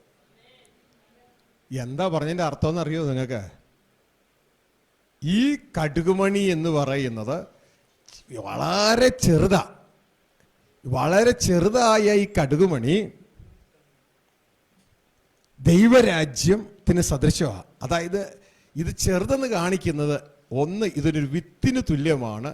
രണ്ട്, ഇത് ഒരു കടുകുമണി നിലത്ത് വീണാൽ, നിങ്ങൾ സാമ്പാറുണ്ടാക്കി ഇച്ചിരി കടുക് പൊട്ടിക്കാൻ വെച്ചാൽ കടുക് എടുത്തു, ഒരു കടുക് നിലത്ത് പോയി. അയ്യോ മോളെ, ഒരു കടുക് നിലത്ത് പോയിടി, ഓടിവാ പറയുമോ? ഒരു കടുക് ഷാജി ജോസഫ് ദൈവരാജ്യം ദൈവരാജ്യം നീ പോകുന്നുണ്ടോടി? നീ അതിനൊക്കെ പോടി. മനസ്സിലായ? വെറുതെ അതെന്താ ചെയ്യുക? കടുക് മണി എന്ന് പറയുന്ന ഏറ്റവും നിസ്സാരമായിട്ടാണ് കാണുന്നത്. നിസ്സാരം. മനുഷ്യൻ കടുകിനെ എന്തായിട്ട് കാണുന്നു? നിസ്സാരമായിട്ട് കാണുന്നു. ഇതിനാണ് കർത്താവ് കടുക് മണി ഒരു ഉപമ ഉപയോഗിച്ച്. മനസ്സിലായോ? അതിനെ ഏറ്റവും നിസ്സാരമായിട്ട് നിങ്ങൾ കാണുന്നുള്ളൂ. പക്ഷേ കർത്താവ് പറയാണ്, നീ ഉണ്ടാക്കി കൂട്ടുന്ന സകലതും ഉണ്ടല്ലോ ഈ ഭൂമിയിൽ, വലുതൊക്കെ, അതെല്ലാം അടിസ്ഥാനമില്ലാത്തതൊക്കെ ഇടിച്ച് താഴെ പോകും. അതെല്ലാം ഇടിഞ്ഞ് താഴെ പോകും. പക്ഷെ നീ അവഗണിക്കുന്ന ഈ സന്ദേശം ഉണ്ടല്ലോ, കടുകുമണി സന്ദേശം, നിസ്സാരമായിട്ട് നീ കാണുന്നില്ലേ? ഈ സന്ദേശം, ഈ കടുകുമണി വളരും തോട്ടത്തിൽ. അതങ്ങ് വളർന്നിട്ട് ഈ ലോകം മുഴുവൻ കാണത്തക്കവണ്ണം വമ്പൻ വൃക്ഷമായിട്ട് ഈ സാധനം അങ്ങ് തീരും. വമ്പൻ വൃക്ഷമായിട്ടങ്ങ് തീരും. മനസ്സിലാവുന്നുണ്ടോ? അത് നമ്മൾ ഉദ്ദേശിച്ച കടുകുമണിയല്ല, അത് ലോകം മുഴുവൻ നിറയുന്ന ടൈപ്പ് ഒരു ഏറ്റവും വലിയ വൃക്ഷമായി മാറിയിട്ട് പക്ഷികൾ അതിൽ വന്ന് കൂടുകൂട്ടൂന്ന്. നമ്മുടെ ഇവിടുത്തെ കടുകിലൊന്നും കൂടുകൂട്ടൂല പക്ഷികൾ, പക്ഷെ ഈ കടുക് വളർന്ന കൂടുകൂട്ടും. അതിൻ്റെ അർത്ഥം രാഷ്ട്രങ്ങൾ ഇതിൽ വന്ന് അഭയം പ്രാപിക്കും. ആരൊക്കെ ഇതിൽ വന്ന് അഭയം പ്രാപിക്കുന്നുവോ അതൊക്കെ നിത്യം നിത്യം ദൈവത്തിന്റെ രാജ്യത്തിന്റെ കീഴിൽ നിൽക്കുന്നതായിരിക്കും. ഇതാണ് അതിൻ്റെ അർത്ഥം. മനസ്സിലായോ? ഇന്ന് നമ്മളിൽ പലരും തള്ളുന്ന ഈ ദൈവരാജ്യ സന്ദേശം, നിസാരമായിട്ട് കാണുന്ന ഈ സന്ദേശം, വെറും മതപ്രസംഗമായിട്ട് കാണുന്ന ഈ സന്ദേശം, ആണെങ്കിൽ ആയിക്കോട്ടെ, എന്തെങ്കിലുമൊക്കെ അങ്ങ് പ്രസംഗിക്കണമല്ലോ എന്നൊക്കെ ചിന്തിക്കുന്ന ഈ സന്ദേശം, ഇത് ഏറ്റവും വലുതായിട്ട് വളരും. മനസ്സിലായോ? പിന്നെ നമ്മൾ അടുത്ത ചിന്തിക്കരുത്, അതിൽ വളരുന്ന കടുകുകളൊക്കെ എന്ത് ചെയ്യും, ചിന്തിക്കരുത്. അതോടെ കഴിഞ്ഞു, ആ സന്ദേശം കഴിഞ്ഞു, അത്ര എടുത്താൽ മതി. ഇതേപോലെ ഉപമ, ഓരോ ഉപമയിലും സ്വർഗരാജ്യം വയലിലിടുന്ന വലയോട് സദൃശ്യം. അത് എല്ലാ വക മീനെയും പിടിക്കും, എല്ലാ വക മീനെയും പിടിക്കും. മനസ്സിലാവുന്നുണ്ടോ? നല്ലവനെയും പിടിക്കും, കളിയാക്കുന്നവനെയും പിടിക്കും, കളിയാക്കുന്നവനെയും പിടിക്കും, വ്യഭിചാരിയും പിടിക്കും, വ്യഭിചാരം ഇല്ലാത്തവനെയും പിടിക്കും, നല്ലവനെയും പിടിക്കും, എല്ലാറ്റിനെയും പിടിക്കും. എന്നിട്ട് അവസാനം ഇതിന്നൊരു സെലക്ഷൻ ഉണ്ട്. നല്ലത് മാത്രമേ വയ്ക്കും, അല്ലാത്തത് കളയും. പിടുത്തം കിട്ടിയ? അപ്പോ ഈ കളയുന്നതിന് എന്ത് ചെയ്യുമെന്ന് ചിന്തിക്കേണ്ട, അവിടം വരെ ചിന്തിച്ചാൽ മതി. അപ്പോൾ ഓരോ ഭാഗം, ഓരോ ഉപമയും പറയുമ്പോൾ ഓരോ സൈഡാണ് അലങ്കരിച്ചു വരുന്നത്. ഇനി ധൂർത്തപുത്രന്റെ കഥയും പറയുമ്പോൾ ഇതുപോലെ തന്നെയാണ്. ഹല്ലേലൂയ. ഈ ചേട്ടനെയും അനിയനെയും കുറിച്ച് മനുഷ്യന്റെ ഉള്ളിലുള്ള ഈ ജഡമനുഷ്യനെയും ആത്മമനുഷ്യനെയും വളരെ വ്യക്തമായി കാണിച്ചു തരുന്ന ഒരു ഉപമയാണിത്. മനസ്സിലാവുന്നുണ്ടോ? ഹല്ലേലൂയ. അപ്പോൾ ഈ ഉപമയിൽ നമ്മൾ മനസ്സിലാക്കിക്കൊള്ളണം. നിങ്ങൾ ബേസ് വരുമ്പോൾ ഈ രണ്ട് കാര്യം മനസ്സിലാക്കണം. യഹോവയായ ദൈവം നിലത്തെ കൂടിക്കൊണ്ട് മനുഷ്യനെ നിർമ്മിച്ചിട്ട് മനുഷ്യനെ കഴിഞ്ഞു. അതാണ് ബയോസ് ലൈഫ്, പുറത്തുള്ള മനുഷ്യൻ. മനസ്സിലായോ? അതുകൊണ്ടാണ് ഞാൻ അത് ഉപയോഗിച്ച് ഞാനിപ്പോൾ നിങ്ങളോട് സംസാരിക്കുന്നത്. പുറത്തുള്ള സാധനം ചേട്ടായി ആയത്. മനസ്സിലായോ? ഇതാണ് ചേട്ടായി. ചേട്ടായിക്ക് നന്നായി ജീവിക്കാൻ ദൈവം കൊടുത്തതാണ് കൽപ്പനകൾ. മനസ്സിലായോ? അനിയന് കൽപ്പന കൊടുത്തിട്ടില്ല. അനിയൻ ആത്മാവിൻ്റെ പ്രമാണമാണ്. ചേട്ടായിക്കാണ് കൽപ്പനകൾ. അനിയന് കൽപ്പനകളില്ല, ആത്മാവിൻ്റെ പ്രമാണമാണ്. ന്യായപ്രമാണവും പ്രവാചകന്മാരും യോഹന്നാൻ വരെയുള്ളൂ, അപ്പോൾ വരെയുള്ളൂ ചേട്ടായി. അത് കഴിഞ്ഞാൽ ചേട്ടായിയുടെ ഉള്ളിൽ ജീവൻ വരിക, അനിയൻ ജനിക്കുക. ചേട്ടായിയുടെ ഉള്ളിൽ അനിയൻ ജനിക്കുക. ഇതാണ് നമ്മൾ തിരിച്ചറിയേണ്ടത്. അതൊരു മർമ്മമാണ്, എല്ലാവർക്കും അറിയത്തില്ല. മഹത്വത്തിൻ്റെ പ്രത്യാശയായ ക്രിസ്തു നിങ്ങളിൽ വസിക്കുന്നു. നിങ്ങളിൽ, ചേട്ടായിയുടെ ഉള്ളിൽ ഇതാ വീണ്ടും കയറുകയാണ്. മനസ്സിലാവുന്നുണ്ടോ? അപ്പോൾ ഇത് തിരിച്ചറിഞ്ഞിട്ട് ഇനി മനസ്സിലാക്കണം, ചേട്ടായിക്ക് കുറച്ച് നാളും കൂടി ജീവിക്കാൻ പറ്റൂ. കുറച്ച് നാൾ കൂടി ജീവിച്ചു കഴിഞ്ഞാൽ ചേട്ടായി പുറത്തു പോകും. ചേട്ടായിക്ക് അവകാശമില്ലാതെയാവും. ചേട്ടായി എന്ന് പറയുന്ന ആള് ശരീരത്തിലുള്ള ജഡരക്തമാണ്. നിങ്ങൾക്കറിയാമോ? ജഡരക്തങ്ങൾ സ്വർഗരാജ്യം അവകാശമാക്കത്തില്ല. ഫസ്റ്റ് കൊരിന്ത്യർ 15:50 ജഡരക്തങ്ങൾ സ്വർഗരാജ്യം അവകാശമാക്കത്തില്ല. ഇപ്പം നമ്മൾ ഉപയോഗിക്കുന്ന ഈ സാധനമില്ലേ, സ്വർഗരാജ്യം കയറ്റത്തില്ല. സ്വർഗരാജ്യത്തിൽ കയറ്റത്തില്ല. ഇതിൽ ഫോക്കസ് ചെയ്ത് നമ്മൾ പോയ അവസാനം കർത്താവ് പറയും, ഞാൻ ഒരു കാലത്ത് നിങ്ങളെ അറിഞ്ഞിട്ടില്ല, ഗെറ്റ് ഔട്ട്. മനസ്സിലായോ? വായിച്ചോ 15:50. സഹോദരന്മാരെ, മാംസരക്തങ്ങൾക്ക് ദൈവരാജ്യത്തെ അവകാശമാക്കുവാൻ കഴിയുകയില്ല. മനസ്സിലായോ? മാംസരക്തങ്ങൾക്ക് എന്തു പറ്റത്തില്ല? ദൈവരാജ്യത്തെ അവകാശമാക്കാൻ. അപ്പോ ചേട്ടായിക്ക് കയറാൻ പറ്റൂല. ഇപ്പോ ചേട്ടായിക്ക് ഇപ്പോ നമുക്ക് ഇതിൽ ജീവനുണ്ടല്ലോ. ഇപ്പോ ചേട്ടായിക്ക് കൽപ്പനയൊക്കെ അനുസരിച്ച് നിൽക്കാം. ഓക്കെ. പക്ഷേ ചേട്ടായി ഇടിഞ്ഞു പൊളിഞ്ഞ് താഴെ കൊണ്ടിരിക്കുക. അനിയൻ അകത്ത് കയറിയാൽ ചേട്ടൻ പുറത്താവും. അനിയൻ അകത്ത് കയറിയാൽ ചേട്ടൻ പുറത്താവും. നിങ്ങൾ ധൂർത്തപുത്രന്റെ കഥയൊന്ന് ശ്രദ്ധിച്ചാൽ മതി. തുടക്കത്തിൽ ചേട്ടനും അനിയനും വീട്ടിലുണ്ട്. ഉൽപ്പത്തി 2:7 ചേട്ടനും അനിയനും അവിടെയുണ്ട്, ദൈവത്തോട് കൂടെയുണ്ട്. ഉൽപ്പത്തി 2:7 എന്തുവാ? ദൈവം ഭൂമിയിൽ നിന്ന് മണ്ണെടുത്ത് മനുഷ്യനെ ഉണ്ടാക്കി. അപ്പോൾ ചേട്ടൻ റെഡി. അപ്പോൾ അനിയനില്ല കേട്ടോ. ഇനി അനിയൻ്റെ ജനനമാണ്. അനിയൻ സ്വർഗത്തിൽ നിന്നാ, ദൈവത്തിൻ്റെ ശ്വാസമാ, മനുഷ്യൻ ജീവനുള്ള ദേഹിയായി. ഇപ്പോൾ ചേട്ടനും അനിയനും എവിടെയുണ്ട്? വീട്ടിലുണ്ട്. രണ്ടുപേരും വീട്ടിലുണ്ട്. ദൈവത്തിൻ്റെ വീട്ടിൽ രണ്ടുപേരും ഉണ്ട്. ഇനി അവിടുന്ന് പോകുന്നത്, തിന്നാൽ നീ മരിക്കുമെന്നാ പറഞ്ഞേ അല്ലേ? തിന്നാ നീ മരിക്കുമെന്ന് പറഞ്ഞു. പിന്നെ അവിടുന്ന് ആ വീട്ടിൽ നിന്ന് ഇറങ്ങി, ധൂർത്തവ്വന്റെ കഥയിൽ നിന്ന് ആ വീട്ടിൽ നിന്ന് ഇറങ്ങിപ്പോയതാരാ? അനിയനല്ലേ?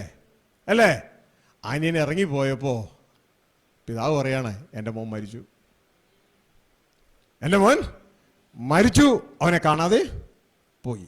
പിടുത്തം കിട്ടിയ ഇതാണ് ഉൽപ്പത്തി 2:17 നന്മ തിന്മയെക്കുറിച്ച് അറിയുന്ന വൃക്ഷത്തിന്റെ ഫലം തിന്നുന്ന നാളിൽ നീ മരിക്കും. മരിച്ചത് അനിയനാ. അപ്പോഴും ചേട്ടനുണ്ട്. ആ ചേട്ടനെയാണ് നമ്മൾ കണ്ടിട്ട് പറഞ്ഞ മരിച്ചിട്ടില്ലെന്ന്. മനസ്സിലായോ? ആദത്തിന്റെ ഉള്ളില് അനിയൻ മരിച്ചു. അനിയൻ മരുന്ന ആത്മമനുഷ്യൻ മരിച്ചുപോയി. ഹല്ലേലൂയ. ആ മരിച്ചതിന് ജീവൻ വീണ്ടും, അതായത് മനുഷ്യന്റെ അടിസ്ഥാനം പോയി, അടിസ്ഥാനം പോയി. അതിന് ജീവൻ കൊടുക്കാനാണ് വീണ്ടും ജനനം. അതുകൊണ്ട് പറഞ്ഞ എങ്ങനത്തെ പറഞ്ഞേ? വീണ്ടും. ഒരാൾക്ക് വീണ്ടും ജനിക്കണമെങ്കിൽ ആദ്യം എന്ത് വേണം?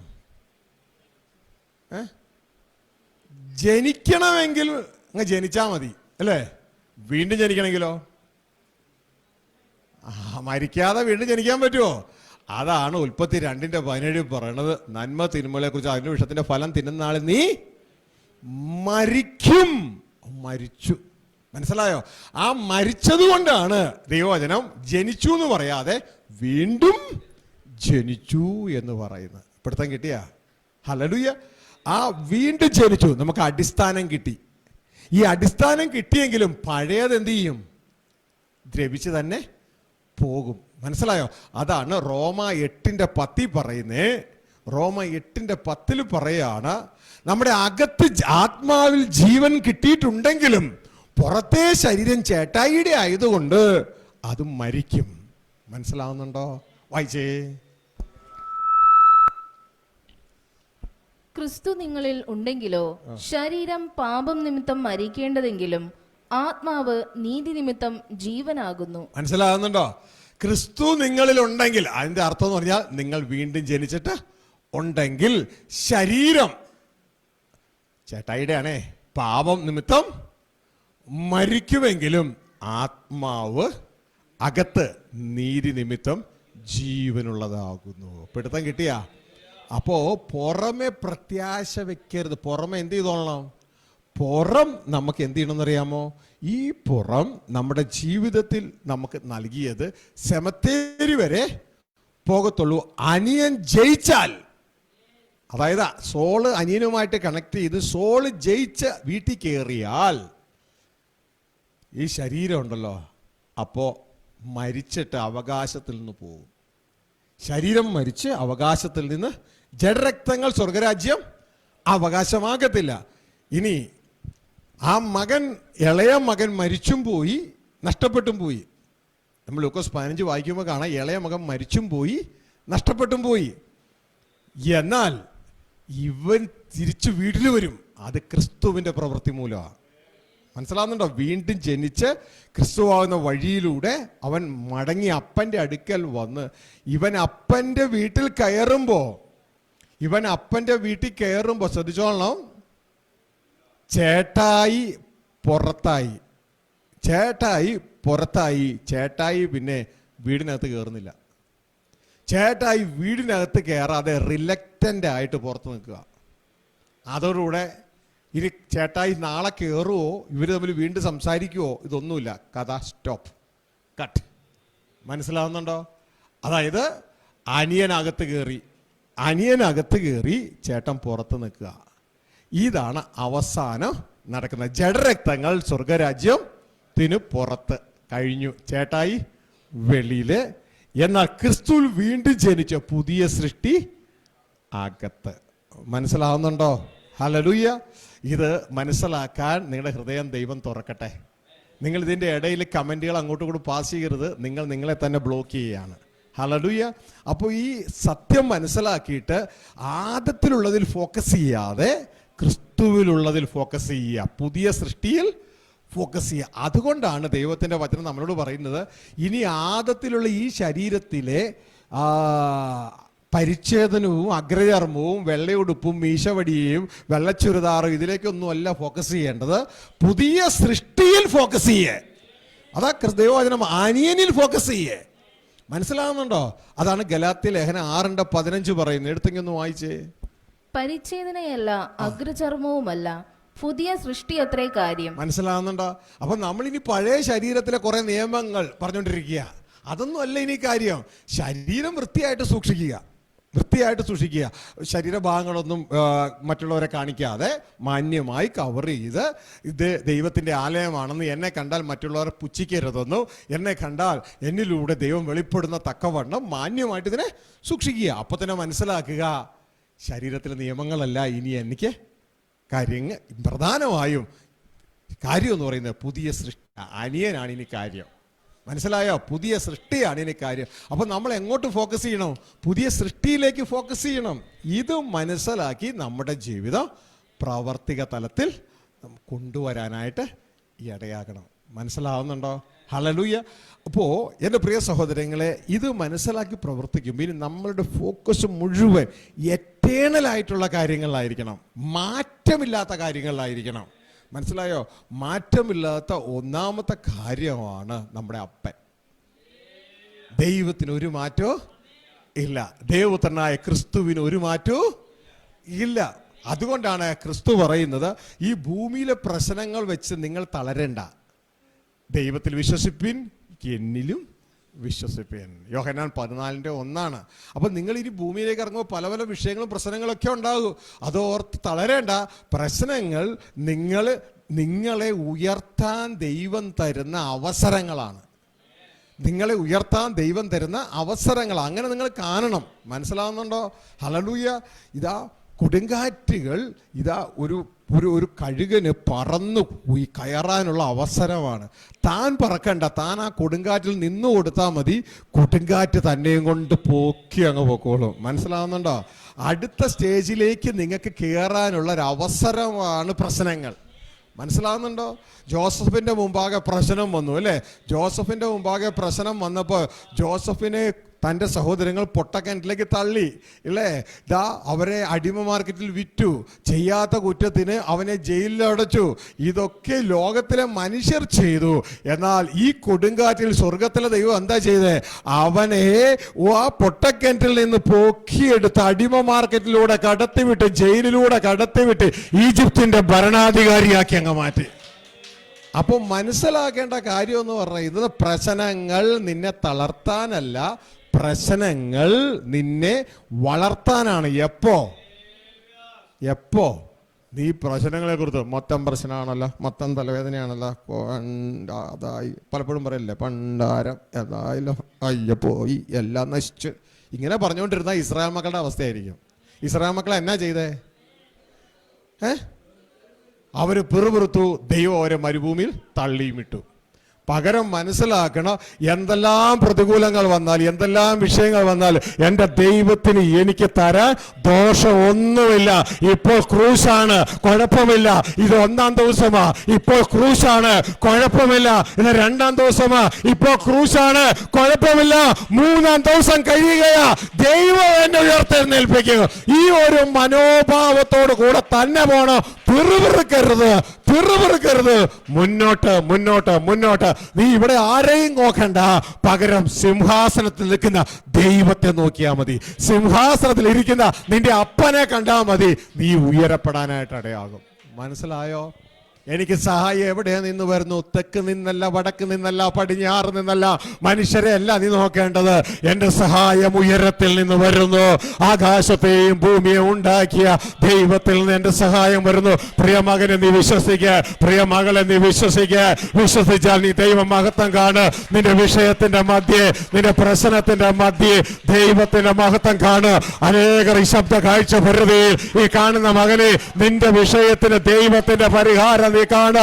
ഈ മനുഷ്യരെ നോക്കണ്ട, മനുഷ്യരെന്തും പറയട്ടെ, മനുഷ്യരെങ്ങനെയും പറയട്ടെ, ദൈവം നിന്റെ കൂടെ ഉണ്ട്.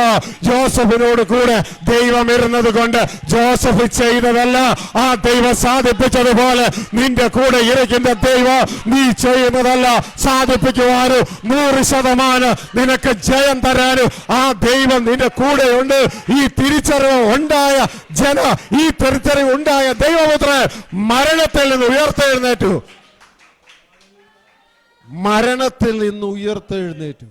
ഹല്ലേലൂയ. എല്ലാവരും, തൻ്റെ അരുമ ശിഷ്യന്മാർ വരെ തന്നെ തള്ളി. എല്ലാവരും ഓടിപ്പോയി പേടിച്ചിട്ട്.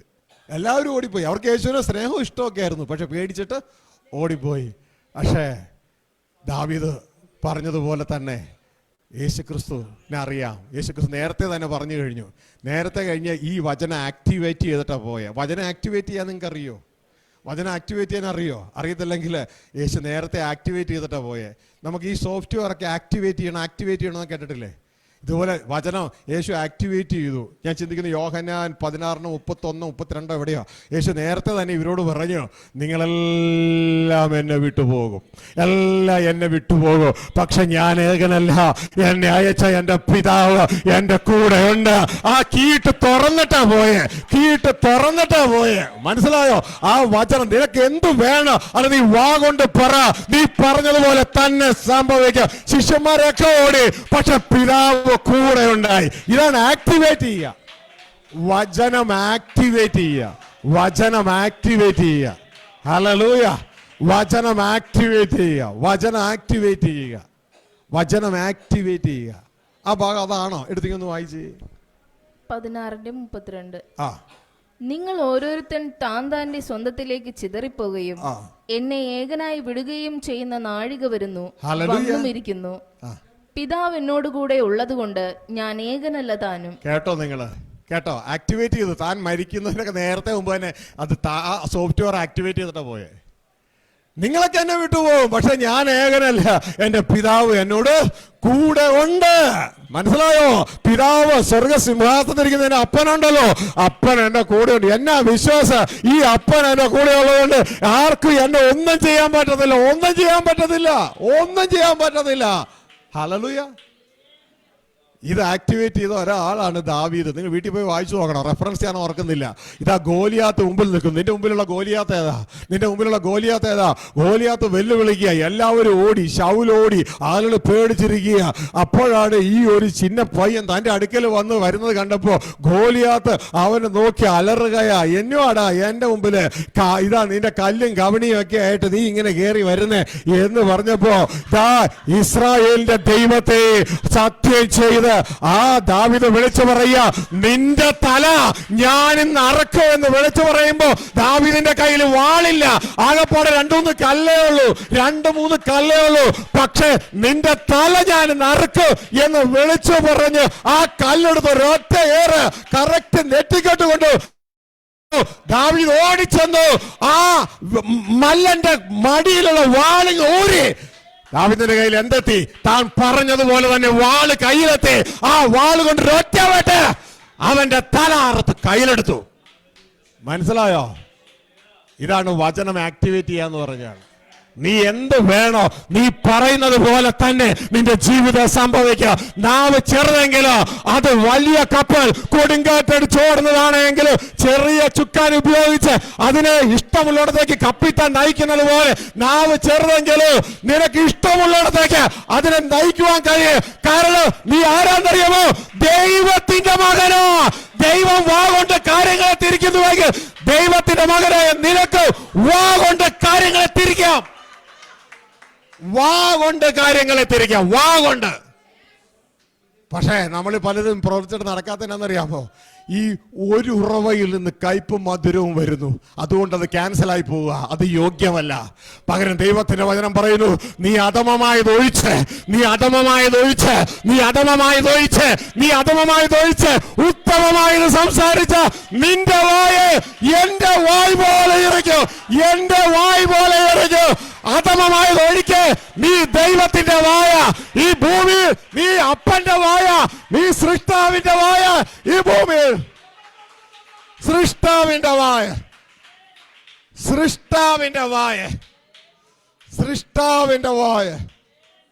മോനെ, നീ സൃഷ്ടാവിന്റെ വായ. നീ വാ തുറക്കുമ്പോൾ ദൈവം നിന്നിലൂടെ സംസാരിക്കും. നീ നോക്കുമ്പോൾ ദൈവം നിന്നിലൂടെ നോക്കും. ഹല്ലേലൂയ. നീ നടക്കുമ്പോൾ ദൈവം നിന്നിലൂടെ നടക്കും. ഹല്ലേലൂയ. ഇതാ ദൈവം പറയുന്നത്, ഞാൻ അവരിൽ വസിക്കുകയോ അവരിൽ നടക്കുകയും ചെയ്യും. ഞാൻ അവരിൽ, എന്റെ മക്കളിൽ ഞാൻ വസിക്കും, എന്റെ മക്കളിൽ ഞാൻ നടക്കും. എവിടെ? ഭൂമിയിൽ. ഹല്ലേലൂയ. ഈ ഒരു തിരിച്ചറിവ് ഉണ്ടാകണം. നമ്മൾ ആരാ? ദൈവത്തിന്റെ ആലയങ്ങളാ. അല്ല, നിങ്ങളുടെ ചെരുപ്പ് എങ്ങനെ ഇവിടെ എത്തിയേ? ചെരുപ്പിൽ നിങ്ങൾ വസിച്ചു അല്ലേ? നിങ്ങൾ നടന്നപ്പോൾ ചെരുപ്പ് ഇവിടെ എത്തി അല്ലേ? ദൈവം നിങ്ങളിൽ വസിക്കുക. അങ്ങനെ നിങ്ങൾ നടക്കുന്നിടത്തൊക്കെ ദൈവത്വം. മനസ്സിലായോ? നീ എവിടെ ചെന്നു അവിടെ നിന്നിലൂടെ ദൈവമുണ്ട്. ഇതാ യേശു ക്രിസ്തു പറയുന്നത്, സ്വർഗത്തിലെ പിതാവ് എന്നിൽ വസിച്ച് എന്നിലൂടെ ഈ ഭൂമിയിൽ പ്രവർത്തിക്കുന്നു. ഇതാണ് ദൈവപുത്രർ. ആ യേശുവിനെ പോലെ ആകാനാ നിന്നെയും എന്നെയും വിളിച്ചേക്കണേ. ഹല്ലേലൂയ. ആ യേശുവിനെ പോലെ ആകാനാ എന്നെയും നിന്നെയും വിളിച്ചേക്കണേ. പക്ഷെ നമ്മൾ ഇന്നും ആദത്തിന്റെ തലത്തിൽ കിടക്കുക, ഇടിഞ്ഞു പോണ പഴയ അടിസ്ഥാനമില്ലാത്ത നിങ്ങളായിട്ട് കിടക്കുക. ഹല്ലേലൂയ. എന്നാൽ ക്രിസ്തുവിലേക്ക് വാ. ക്രിസ്തു എന്ന മൂലക്കല്ല് അടിസ്ഥാനം ഇട്ടിട്ട് നമുക്ക് പണിയാ. ഹല്ലേലൂയ. നമുക്ക് പണിയാ. നമ്മളോട് ചേർന്ന് കർത്താവുണ്ട്. ഹല്ലേലൂയ. ഹല്ലേലൂയ. നമ്മളോട് ചേർന്ന് കർത്താവുണ്ട്. നമ്മളിന്ന് ആരാന്നറിയാമോ? ദൈവത്തിന്റെ ഗൃഹനിർമ്മാണത്തിൽ കൂട്ടുവേലക്കാരാ. ഹല്ലേലൂയ. ദൈവത്തിന്റെ വചനം പറയും നമ്മൾ ദൈവത്തിന്റെ ഗൃഹനിർമ്മാണമാണ്. ഹല്ലേലൂയ. നമ്മൾ പലർക്കും നമുക്ക് വീടുണ്ടാക്കാറുണ്ട് അല്ലേ? അതിൽ താമസിക്കാൻ പോണം നമ്മളാ. എന്നാൽ ദൈവം നമ്മളിൽ വീടുണ്ടാക്കുക. അതിൽ താമസിക്കാൻ പോണം നമ്മളല്ല, ദൈവം നമ്മളിൽ താമസിക്കാൻ പോവുക. മനസ്സിലാകുന്നുണ്ടോ? ദൈവം നമ്മളിൽ താമസിക്കുക. ആത്മാവാകുന്ന ദൈവം നമ്മളിൽ താമസിക്കാൻ പോവുക. അപ്പോൾ ഇത് വ്യക്തതയോടെ തിരിച്ചറിഞ്ഞ്, എൻ്റെ പ്രിയ കുഞ്ഞുങ്ങളെ, ഇത് വ്യക്തതയോടെ തിരിച്ചറിഞ്ഞ് നമ്മൾ മുന്നോട്ടേക്ക് പോകണമെന്ന് പ്രത്യേകം എല്ലാവരെയും ഓർപ്പിക്കുകയാണ്. ഹല്ലേലൂയ. അപ്പോൾ നമ്മളെ കർത്താവ് ഇതുവരെയും പഠിപ്പിച്ചത് മുഴുവൻ മനുഷ്യരെന്ന് പറയുന്നത് ഇടിഞ്ഞു പോകുന്ന കെട്ടിടമാണ് ഈ കാണുന്നത്. എന്നാൽ അടിസ്ഥാനം ഇല്ലാത്തതുകൊണ്ടാണ് അത് ഇടിഞ്ഞു പോകുന്നത്. എന്നാൽ സ്വർഗത്തിലെ ദൈവം വീണ്ടും ആദ്യത്തിൽ അടിസ്ഥാനം ഇടിഞ്ഞുപോയ മക്കളുടെ വീണ്ടും അടിസ്ഥാനം കൊടുക്കുക. തൻ്റെ പുത്രനെ അയച്ചിട്ട് ഇതാ വീണ്ടും നമുക്ക് അടിസ്ഥാനം ഇട്ട് തന്നിരിക്കുക. അല്ലാണ്ട് മതപരിപാടിയല്ല ഇത്. വീണ്ടും അടിസ്ഥാനം, ക്രിസ്തു എന്ന അടിസ്ഥാനം, അതല്ലാതെ വേറൊന്നിടുവാൻ ആർക്ക് കഴിയുകയില്ല. അങ്ങനെ അടിസ്ഥാനം നമുക്ക് വീണ്ടും ഇട്ട് തന്നിരിക്കുക. മനസ്സിലാവുന്നുണ്ടോ? ആ അടിസ്ഥാനത്തിൻ്റെ മേൽ നമ്മൾ പലതും കൊണ്ട് പണിയുന്നു. വൈക്കോല് കൊണ്ട്, നമ്മൾ വിറക് കൊണ്ട്, അത് പണി എല്ലാം കത്തിപ്പോവുള്ളൂ. ഹല്ലേലൂയ. മനുഷ്യഷ്ടം കൊണ്ട് പണിതാൽ അതിൽ നിൽക്കത്തില്ല. അതിൽ ദൈവത്തിൻ്റെ ഇഷ്ടത്തിൽ നിന്ന് ആരംഭിച്ചതുകൊണ്ട് പണിതാൽ മാത്രമേ അതിൽ നിലനിൽക്കുന്നുള്ളൂ. ദൈവത്തിൽ നിന്ന് ആരംഭിക്കാത്തത്, വിശ്വാസം ആരംഭിക്കാത്തതൊക്കെ പാപമാണ്. ഹല്ലേലൂയ. അതിൽ വരേണ്ടത് മുഴുവൻ ആത്മാവ് നമ്മളോട് പറയുന്നത് നമ്മൾ ചെയ്തെങ്കിൽ അതിൻ്റെ മുകളിൽ നമുക്ക് പണിത് കയറ്റാൻ പറ്റും. ഹല്ലേലൂയ. ഇനി അതിൽ താമസിക്കുന്നത് വേറെ ആരുമല്ല, ദൈവം തന്നെയാണ് താമസിക്കാൻ പോണേ. ഹല്ലേലൂയ. ക്രിസ്തുവിൽ വസിക്കുന്നത് സ്വർഗീയ പിതാവാ. ആ ക്രിസ്തുവിൽ അടിസ്ഥാനമിട്ട് നമ്മളും അതിൽ ചേർന്ന് പണിതാൽ ആ സ്വർഗീയ പിതാവ് നമ്മളിലും വസിക്കുവാനായിട്ട് ഇടയാകും. അങ്ങനെ നമ്മൾ ക്രിസ്തുവിൽ വളർന്ന് സ്വർഗീയ പിതാവിൻ്റെ ആലയങ്ങളായി ആ പിതാവിൽ എത്തിച്ചേരുവാനായിട്ട് ഇടയാകും. ഇതാ യേശു പറഞ്ഞ്, ഞാൻ തന്നെ വഴിയും സത്യവും ജീവനുമാവുന്നു, എന്നിലൂടെ അല്ലാതെ ആരും പിതാവിൻ്റെ അടുക്കൽ എത്തുന്നില്ല. മനസ്സിലായോ? അതുകൊണ്ട് നമുക്ക് നമ്മുടെ മൂലക്കല്ല് അടിസ്ഥാനമൊക്കെ ക്രിസ്തുവ, വഴി ക്രിസ്തുവ, പക്ഷെ ലക്ഷ്യം സ്വർഗീയ പിതാവ. ഈ ഒരു തിരിച്ചറിവുണ്ടാകണം. അതുകൊണ്ട് സുവിശേഷകരായ എല്ലാവരോടും പറയുന്നൊരു കാര്യം എന്ന് പറയുന്നത്, യേശു 3 വർഷം പ്രസംഗിച്ച സുവിശേഷം, ഇതാ സ്വർഗീയ പിതാവ് നമ്മോടുകൂടെ വസിക്കാൻ വരുന്നു, അതുകൊണ്ട് നിങ്ങൾ മാനസാന്തരപ്പെടുവിൻ, ദൈവരാജ്യം സമീപിച്ചിരിക്കുന്നു, മാനസാന്തരപ്പെടുക. ബൈബിൾ അവസാനിക്കുന്നത് ഇങ്ങനെയാണ്, ഇതാ ദൈവത്തിൻ്റെ കൂടാരം, മനുഷ്യരോടുകൂടെ ദൈവം മനുഷ്യരോടുകൂടെ പാർക്കും. മനസ്സിലായോ? അതാണ് സുവിശേഷം യേശു 3 വർഷം പ്രസംഗിച്ചത്. ഇനി അതിലേക്ക് ചെല്ലാൻ മനുഷ്യന് പാപം നിമിത്തം കഴിയാത്തത് കൊണ്ട് യേശു പ്രസംഗിക്കുകയല്ലായിരുന്നു, താൻ പ്രവർത്തിച്ചു. ഈ മനുഷ്യന്റെ പാപങ്ങൾക്ക് വേണ്ടി കാൽവരിയിൽ യാഗമായി. അതുകൊണ്ട് ഞാൻ മരിക്കേണ്ട സ്ഥാനത്ത് എൻ്റെ കർത്താവ് എനിക്ക് വേണ്ടി മരിച്ചു എന്ന് വിശ്വസിച്ചുകൊണ്ട് ആ കർത്താവിനെ രക്ഷകനും കർത്താവുമായി ഏറ്റുപറഞ്ഞ് ആ യേശുവിനെ അനുസരിച്ച് അനുഗമിപ്പാൻ തീരുമാനമെടുക്കുന്നുവെങ്കിൽ, പ്രിയ കുഞ്ഞെ, ഇതാണ് നിന്റെ ജീവിതത്തിലെ പുതിയ അടിസ്ഥാനത്തിൽ നീ ആരംഭിക്കുകയാണ്. ആ പുതിയ അടിസ്ഥാനമാണ് പുതിയ സൃഷ്ടിയിൽ ദൈവം നമുക്ക് നൽകിയ ആ ഏറ്റവും ശ്രേഷ്ഠമായ നന്മ. അതുകൊണ്ട് ഈ ശബ്ദ കാഴ്ച പ്രതിയിൽ ഹോളിൽ ആരെങ്കിലും യേശു കർത്താവിനെ രക്ഷകനും കർത്താവുമായി സ്വീകരിച്ചിട്ടില്ല എങ്കിൽ, യേശു ക്രിസ്തു ദൈവത്തിൻ്റെ പുത്രനാണെന്നും വന്നത് പിതാവ് അയച്ചിട്ടാണെന്നും വ്യക്തമായി വിശ്വസിച്ചുകൊണ്ട്, കാൽവരി ക്രൂശിൽ മരിച്ചത് എൻ്റെ പാപത്തിന് വേണ്ടിയാണെന്ന് വിശ്വസിച്ചുകൊണ്ട് 3.5 വർഷം പറഞ്ഞത് മുഴുവൻ പിതാവ് എന്നോടുകൂടെ താമസിക്കാൻ ആഗ്രഹിക്കുന്നു, ഞാൻ സ്വർഗീയ വിളിക്ക് ഓഹരിക്കാരനാണ് എന്നെ അറിയിക്കുകയോ എന്നെ ആ സ്വർഗരാജ്യത്തിൽ പിതാവോടുകൂടെ ജീവിക്കാൻ എന്നെ വിളിക്കുകയും ചെയ്തിരിക്കുന്നു എന്ന് വിശ്വസിച്ചുകൊണ്ട് ഈ ഭൂമിയിലെ ജീവിതം താൽക്കാലികമാണ് എന്നും ഇത് ഇടിഞ്ഞു പോകുന്ന കെട്ടിടം പോലെയാണെന്നും അധികം താമസിയാതെ എൻ്റെ ഈ ശരീരം ഇടിഞ്ഞ് താഴെ മണ്ണിലേക്ക് തിരികെ ചേരുമെന്ന്. മനുഷ്യ നീ മണ്ണാകുന്നു, മണ്ണിലേക്ക് തിരികെ ചേരും എന്നുള്ള വചനം, ഇതാ ആ വചനപ്രകാരം ഞാൻ തിരികെ മണ്ണിലേക്ക്, ഈ ശരീരം ചേട്ടായി മൊത്തം മണ്ണിലേക്ക്, ജഡരക്തങ്ങൾ സ്വർഗരാജ്യം അവകാശമാക്കത്തില്ല, മണ്ണിലേക്ക് പോരുമെന്നു. എന്നാൽ അനിയൻ വീണ്ടും ജനിച്ച് തിരികെ വന്ന് വീട്ടിൽ കയറുമെന്നു. ദൈവത്തിനുള്ള സകലത്തിനും അനിയൻ അവകാശിയാകുമെന്നും അനിയൻ അവകാശിയെ അകത്ത് കയറുമ്പോൾ ചേട്ടൻ ജഡരക്തം വീടിന് പുറത്ത് തീരുമെന്നും അവസാനിക്കുമെന്നും ഉള്ള തിരിച്ചറിവ് നമ്മുടെ ജീവിതത്തിൽ ഉണ്ടാകട്ടെ. പ്രാർത്ഥനയോടെ നമുക്ക് ദൈവസന്നിധിയിൽ എഴുന്നേൽക്കാം. കേട്ട വചനത്തിൻ്റെ മുമ്പാകെ നമുക്ക് നമ്മളെ തന്നെ ദൈവകരങ്ങളിൽ സമർപ്പിക്കുക. എന്തെങ്കിലും ചോദിക്കാനുണ്ടെന്നുണ്ടെങ്കിൽ പ്രാർത്ഥന കഴിഞ്ഞിട്ട് ശ്രദ്ധിക്കുക. ഹല്ലേലൂയ. പ്രിയ സഹോദരങ്ങളെ, ഇതാ ശ്രദ്ധയോടെ ഈ കാര്യങ്ങൾ ഇത് മനസ്സിലാക്കി നിങ്ങളെ തന്നെ ദൈവകരങ്ങളിൽ സമർപ്പിക്കുക. മനസ്സിലാക്കുക, ഇത് ചേട്ടായിയാ, ഇത് പോവുകയാ. എന്നാൽ ഇതിൻ്റെ ഉള്ളിൽ ദൈവപുത്രനായ വ്യക്തിത്വമുണ്ട്.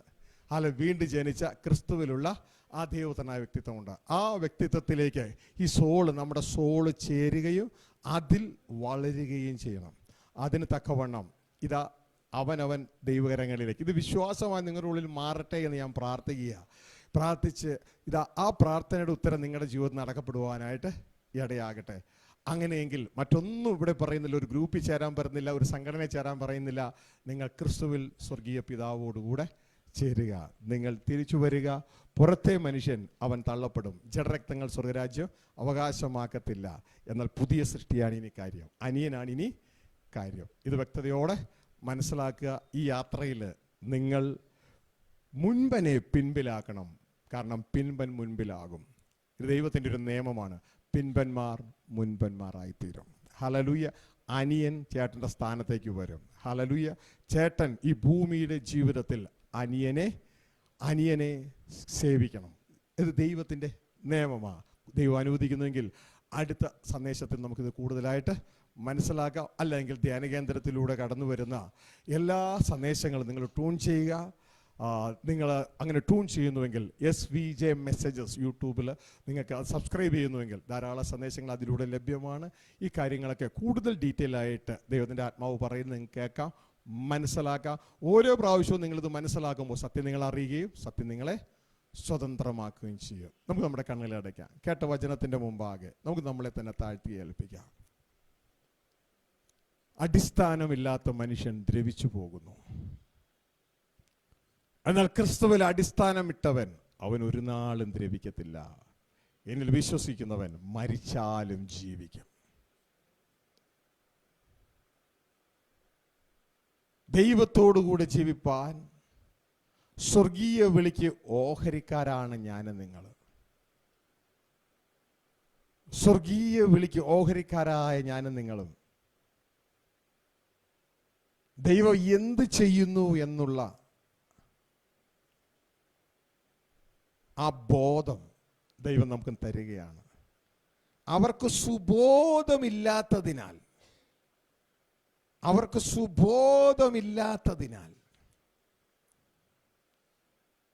അവർ അങ്ങനെ ചെയ്യുന്നു. ഭൂമിയുടെ അടിസ്ഥാനങ്ങളെല്ലാം ഇളകി. യഥാർത്ഥത്തിൽ നിങ്ങൾ ദൈവപുത്രന്മാരാണ്. പക്ഷേ മനുഷ്യരെ പോലെ നിങ്ങൾ മരിച്ചു പോകും എന്ന് 82 സങ്കീർത്തനം 6 വാക്യം പറയുമ്പോൾ എന്താണത്? ഞങ്ങൾ ദൈവങ്ങളാണെന്നും ദൈവപുത്രന്മാരാണെന്നും ദൈവം പറയുന്നു. പക്ഷേ ഞങ്ങൾ എന്തുകൊണ്ട് മനുഷ്യരെ പോലെ മരിച്ചു പോകുന്നു? കാരണം നിങ്ങളുടെ അടിസ്ഥാനം ഇളകിപ്പോയി. ദൈവപുത്രന്മാരായ നിങ്ങൾ മരിച്ചുപോയി. അതുകൊണ്ട് നിങ്ങൾ മനുഷ്യരെ പോലെ മരിക്കും.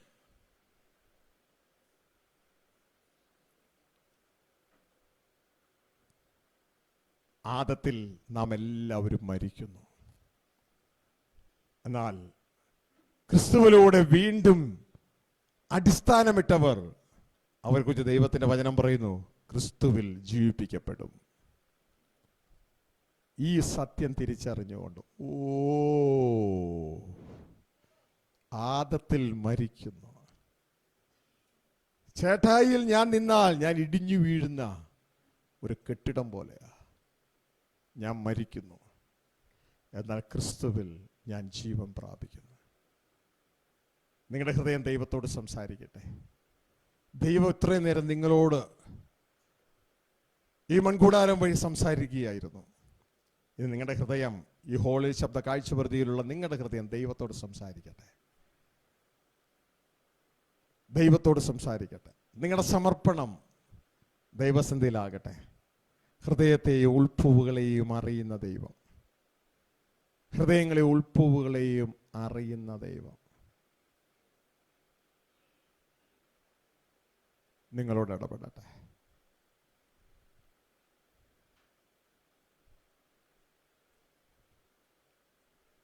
ദൈവത്തിൻ്റെ ഓ ലോർഡ് ഐ ലവ് യു. ദൈവത്തിൻ്റെ ആത്മാവ് നിങ്ങൾ പലരോട് ഇടപെടുകയാണ്. ദൈവം നിങ്ങളോട് പലരോട് സംസാരിക്കുക.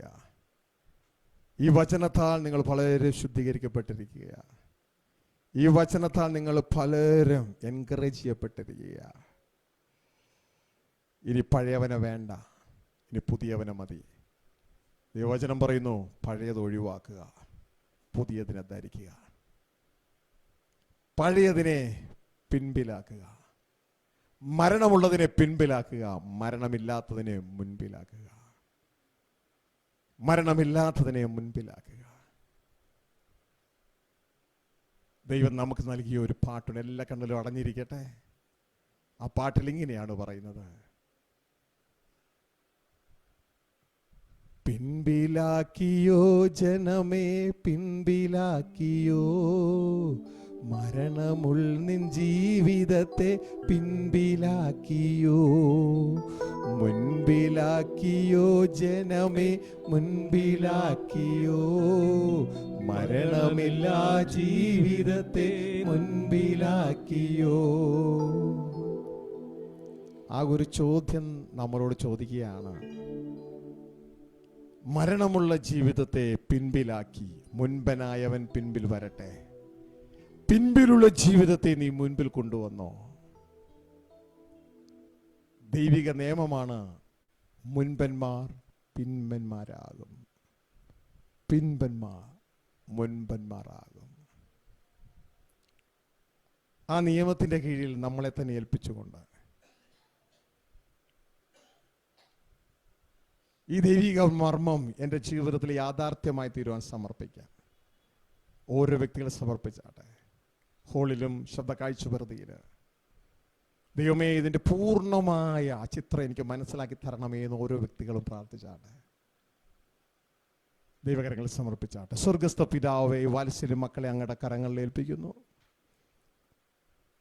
അങ്ങേ മക്കളോട് സംസാരിച്ചതിനായി ഞാൻ അങ്ങേക്ക് സ്തോത്രം ചെയ്യുന്നു. ജ്ഞാനികൾക്കും വിവേകികൾക്കും ഒക്കെ മറച്ചിട്ട് അങ്ങ് ശിശുക്കൾക്ക് വെളിപ്പെടുത്തിയതിനായി ഞാൻ അങ്ങേക്ക് സ്തോത്രം ചെയ്യുന്നു. ഈ സന്ദേശം ഇവരെ ഓരോരുത്തരെയും അങ്ങിലേക്ക് കൂടുതൽ അടുക്കുവാൻ, ക്രിസ്തുവിൽ വളരുവാൻ സഹായമാകുന്നതിനായി ഞാൻ അങ്ങേക്ക് സ്തോത്രം ചെയ്യുന്നു. ഈ ജനത്തെ പിതാവിൻ്റെയും പുത്രൻ്റെയും പരിശുദ്ധാത്മാവിൻ്റെ നാമത്തിൽ അനുഗ്രഹിക്കുന്നു. അങ്ങയുടെ സാന്നിധ്യം ഈ മക്കളോട് കൂട്ടായിരിക്കട്ടെ. അങ്ങയുടെ സാന്നിധ്യം ഈ മക്കളെ വഴി നടത്തട്ടെ. അങ്ങയുടെ സാന്നിധ്യം ഞങ്ങളിന്ന് കേട്ടതുപോലെ എല്ലാ വഴികളും അടയുമ്പോഴും എല്ലാവരും കൈവിട്ടു പോകുമ്പോഴും ഈ മക്കളോടുകൂടെ യേശുവിനോട് കൂടെ ഇരുന്നതുപോലെ അങ്ങ് ഈ മക്കളോട് കൂട്ടായിരിക്കണേ. അങ്ങനെ ചെയ്യുന്നതിനായി നന്ദിയോടെ സ്തോത്രം. ഈ ശബ്ദ കാഴ്ചപരിധിയിൽ എല്ലാ ദൈവദാസന്മാരെ, എല്ലാ ദൈവമക്കളെ അനുഗ്രഹിക്കുന്ന കർത്താവേ, ഈ നാളുകളിൽ ഞങ്ങൾ ഓരോരുത്തരും ക്രിസ്തുവിൻ്റെ പേരിൽ നിൽക്കാതെ ക്രിസ്തുവിൻ്റെ പേരിൽ മാത്രമല്ല ശബ്ദമായി തീരുവാൻ തക്കവണ്ണം, ക്രിസ്തുവിൽ ജീവിക്കാൻ തക്കവണ്ണം ഞങ്ങൾ ഓരോരുത്തരെയും സഹായിക്കണമെന്ന് പ്രാർത്ഥിക്കുന്നു. ഈ മക്കളെ ഏവരെയും അങ്ങയുടെ കരങ്ങളിൽ ഏൽപ്പിക്കുന്നു. ഇവർ കടന്നു വന്ന പല പല വിഷയങ്ങളുണ്ട്, പല പല ദുഃഖങ്ങളുണ്ട്, അതെല്ലാം അങ്ങയുടെ കരങ്ങളിൽ ഏൽപ്പിക്കുന്നു. രോഗികളായിരിക്കുന്നവരെ അങ്ങയുടെ കരങ്ങളിൽ ഏൽപ്പിക്കുന്നു. പല പല ദുഃഖങ്ങളാൽ ഭാരപ്പെടുന്നവരെ അങ്ങയുടെ കരങ്ങളിൽ ഏൽപ്പിക്കുകയാണ്. ഇവരുടെ എല്ലാവരുടെയും പുറകിലുള്ള പിശാചിന്റെ എല്ലാ അധികാരവും അവകാശവും യേശുവിന്റെ രക്തത്താൽ ഇപ്പോൾ ക്യാൻസൽ ചെയ്യുന്നതായിട്ട് പ്രഖ്യാപിക്കുകയാണ്. പ്രിയമക്കളെ, ഏതെങ്കിലും രീതിയിൽ നമ്മളോട് കർത്താവ് കേൾപ്പിച്ചതുപോലെ അസൂയപ്പെട്ടിയല്ല നമ്മൾ, പകപ്പെട്ടിയല്ല നമ്മൾ, കയ്പ് പെട്ടിയല്ല നമ്മൾ, ശാപപ്പെട്ടിയല്ല നമ്മൾ, അതെല്ലാം യേശു ക്രിസ്തുവിന്റെ നാമത്തിൽ വിട്ടുപിരിഞ്ഞ് ഉപേക്ഷിച്ചുകൊണ്ട് നിനക്ക് ആരോടെങ്കിലും വൈരാഗ്യമോ ഒക്കെ എന്തെങ്കിലും ഉണ്ടെങ്കിൽ ആ വ്യക്തിയോട് ക്ഷമിച്ച് ആ വ്യക്തിയെ അനുഗ്രഹിക്കാൻ തുടങ്ങി. ആ വ്യക്തിയോട് ഒന്ന് അനുഗ്രഹിക്കാൻ തുടങ്ങി. ഇനി പിശാചിന് ഇടം കൊടുക്കരുത്. ദൈവത്തിന്റെ ആലയമാണ് ഞാനും നിങ്ങളും. യേശു ക്രിസ്തുവിന്റെ അധികാരമുള്ള നാമത്തിൽ ഇപ്പോൾ ഈ പറഞ്ഞ വചനപ്രകാരം ദൈവസന്നിധിയിൽ തീരുമാനമെടുക്കുകയും അനുഗ്രഹിക്കുകയും ചെയ്ത വ്യക്തികളുടെ ജീവിതത്തിൽ പൈശാചിക പ്രവർത്തികൾ യേശുവിന്റെ നാമത്തിൽ വിട്ടുമാറട്ടെ എന്ന് കൽപ്പിക്കുകയാണ്. ഇവരെ അനുഗ്രഹിക്കുകയാണ്. എല്ലാ തിന്മകളും വിട്ടുമാറട്ടെ കർത്താവേ. എല്ലാ രോഗങ്ങളും യേശുവിൻ നാമത്തിൽ ഈ മക്കളുടെ ജീവിതത്തിൽ വിട്ടുമാറട്ടെ എന്ന് കൽപ്പിക്കുകയാണ്. വിട്ടുമാറട്ടെ എന്ന് കൽപ്പിക്കുക. ഈ ജനത്തെ അനുഗ്രഹിക്കുന്നു. ഇവരുടെ കുടുംബങ്ങൾ അനുഗ്രഹിക്കപ്പെട്ട്, ഇവരുടെ തലമുറകൾ അനുഗ്രഹിക്കപ്പെടട്ടെ. ഇവരുടെ ഓഫീസ് മണ്ഡലങ്ങൾ, ഇവരുടെ ജോലി മണ്ഡലങ്ങൾ, ഇവരുടെ കൃഷി മണ്ഡലങ്ങൾ, ഇവരുടെ കൈകളുടെ എല്ലാ അധ്വാനം അനുഗ്രഹിക്കപ്പെടട്ടെ കർത്താവേ. ഇവർ ഏതെങ്കിലും ഭവനത്തിൽ കാൽ ചവിട്ടിയാൽ ആ ഭവനം അനുഗ്രഹിക്കപ്പെടട്ടെ കർത്താവേ. ഇവരിലൂടെ അങ്ങയുടെ സാന്നിധ്യം ഈ ലോകം മുഴുവൻ പരക്കട്ടെ കർത്താവേ. അത് ഈ തൃശ്ശൂരിൽ നിന്ന് ആരംഭിക്കട്ടെ, ഈ ശബ്ദ കാഴ്ചപാതയിൽ നിന്ന് ആരംഭിക്കട്ടെ കർത്താവേ. അങ്ങയുടെ സാന്നിധ്യം യേശുവിൽ വസിച്ചതുപോലെ ഈ മക്കളുടെ ഉള്ളിലോ അങ്ങയുടെ സാന്നിധ്യം സമൃദ്ധമായി വസിക്കുവാൻ ഇടയാകട്ടെ. എല്ലാ മഹത്വം പിതാവേ ഞങ്ങൾ അങ്ങേക്ക് തരികയാണ്. യേശുവിന്റെ പുറകിൽ കർത്താവേ അധ്വാനിച്ച വ്യക്തിത്വങ്ങളുണ്ടല്ലോ, അവരെല്ലാം അങ്ങയുടെ കരങ്ങളിൽ ഏൽപ്പിക്കുന്നു. അവരുടേതായ കുടുംബങ്ങളെ അങ്ങയുടെ കരങ്ങളിൽ ഏൽപ്പിക്കുന്നു. അപ്പൊ അവർ ഈ പട്ടണത്തെ അങ്ങയുടെ സ്വർഗമാക്കുവാൻ ആഗ്രഹിക്കുമ്പോൾ അവരോട് ചേർന്ന് അങ്ങയുടെ ആത്മാവ് നിത്യം നിലകൊള്ളണമേ എന്ന് പ്രാർത്ഥിക്കുക. എല്ലാ ആവശ്യങ്ങളുടെ മേലും കൂട്ടായിരിക്കണമെന്ന് പ്രാർത്ഥിക്കുന്നു. അവരെയും അവർക്കുള്ളതിനെയും എല്ലാം യേശുവിന്റെ നാമത്തിൽ സംരക്ഷിക്കുന്നു. ഇവരുടെ അനുഗ്രഹമായി വെളിപ്പെടട്ടെ. സർവമഹത്വം പിതാവേ ഞങ്ങൾ അങ്ങേക്ക് തരികയാണ്. ഇതാ ഞങ്ങളോ കുറയണം, അങ്ങോ വളരണം. സർവമഹത്വം അങ്ങേക്ക് യേശുവിൻ നാമത്തിൽ പിതാവേ. ആമേൻ, ആമേൻ, ആമേൻ. ദൈവം അവരെ അനുഗ്രഹിക്കട്ടെ, സഹായിക്കട്ടെ. ഇതാ നിങ്ങൾക്ക് വേണ്ടി പ്രാർത്ഥിക്കാനുള്ള ഒരു സമയമാണ്. പ്രാർത്ഥന ആവശ്യമുള്ളവർ കടന്നു വരിക. സംശയമുള്ളവർ ഏറ്റവും പുറയിൽ വെയിറ്റ് ചെയ്യുക. കാരണം പ്രാർത്ഥന പെട്ടെന്ന് കഴിയും, സംശയം പെട്ടെന്ന് തീരത്തില്ല എന്നുള്ള കാര്യം പ്രത്യേകം ഓർപ്പിക്കുകയാണ്. എല്ലാ മാസവും സെക്കൻഡ് മൺഡേ നടക്കുന്ന ഈ മീറ്റിംഗ് കർത്താവിൻ്റെ കരുണയാൽ ഇതുവരെ നിങ്ങൾക്ക് ദൈവം സഹായിച്ചു. കൂടുതലായിട്ട് നിങ്ങൾ അറിയുവാൻ താല്പര്യപ്പെടുന്നുവെങ്കിൽ ഞങ്ങളുടെ വെബ്സൈറ്റ് സന്ദർശിക്കുക. www.kingdommessages.com എന്ന വെബ്സൈറ്റ് സന്ദർശിക്കുക. യൂട്യൂബിൽ SVJ മെസ്സേജസ്, ഷാജി വെമ്പനാട് ജോസഫിൻ്റെ SVJ ഒരു സ്പേസ് ഇട്ടിട്ട് മെസ്സേജസ് അടിച്ചു കഴിഞ്ഞാൽ നിങ്ങൾക്ക് അത് സബ്സ്ക്രൈബ് ചെയ്യുന്നെങ്കിൽ ധാരാളം ദൈവരാജ സന്ദേശങ്ങൾ സൗജന്യമായി നിങ്ങൾക്ക് മനസ്സിലാക്കാവുന്നതാണെന്ന് പ്രത്യേകം ഓർപ്പിക്കുകയാണ്. ഇത് പ്രത്യേക ഒരു ഡിനോമിനേഷൻ്റെയോ സംഘടനയോടോ കീഴിലല്ല, പകരം എന്നാൽ വ്യക്തമായി കർത്താവായ യേശുവിൻ്റെയും സ്വർഗസ്ഥ പിതാവിൻ്റെയും കീഴിലാണ്. ആ വിശുദ്ധ ബൈബിളിലെ വചനങ്ങളാണ് നിങ്ങളെ അറിയിക്കുന്നത്. അത് വിട്ട് ഇടത്തോട്ടോ വലത്തോട്ടോ മാറുകയില്ല. മാറിയാൽ നിങ്ങൾക്ക് വചനപ്രകാരം അറിയിക്കാവുന്നതുമാണ്. എപ്പോഴും തിരുത്തപ്പെടാൻ തയ്യാറുള്ള ഒരു ക്രമീകരണമാണ്. അതുകൊണ്ട് നമ്മളുടെ ലക്ഷ്യം എന്ന് പറയുന്നത് ഭൂമിയിലെ ഒന്നുമല്ല. നമ്മുടെ ലക്ഷ്യം എന്ന് പറയുന്നത് ക്രിസ്തുവിൽ തലയോളം വളർന്നു സ്വർഗീയ പിതാവുമായി ഒരു കുടുംബമായി തീരുക എന്നുള്ളതാണെന്ന് പ്രത്യേകം ഓർപ്പിക്കുന്നു. അതുകൊണ്ട് ദൈവം അവരെ അനുഗ്രഹിക്കട്ടെ. ട്യൂൺ ചെയ്ത എല്ലാവരോടും കടന്നു വന്ന എല്ലാവരോടും നന്ദി അറിയിക്കുകയാണ്. ദൈവം നിങ്ങളെ ഏവരെ സഹായിക്കട്ടെ. ഇതിൻ്റെ പുറകിൽ അധ്വാനിച്ച എല്ലാവരെയും അവരുടെ കുടുംബങ്ങളെയും ദൈവം അനുഗ്രഹിക്കട്ടെ. Thank you very much. Praise the Lord.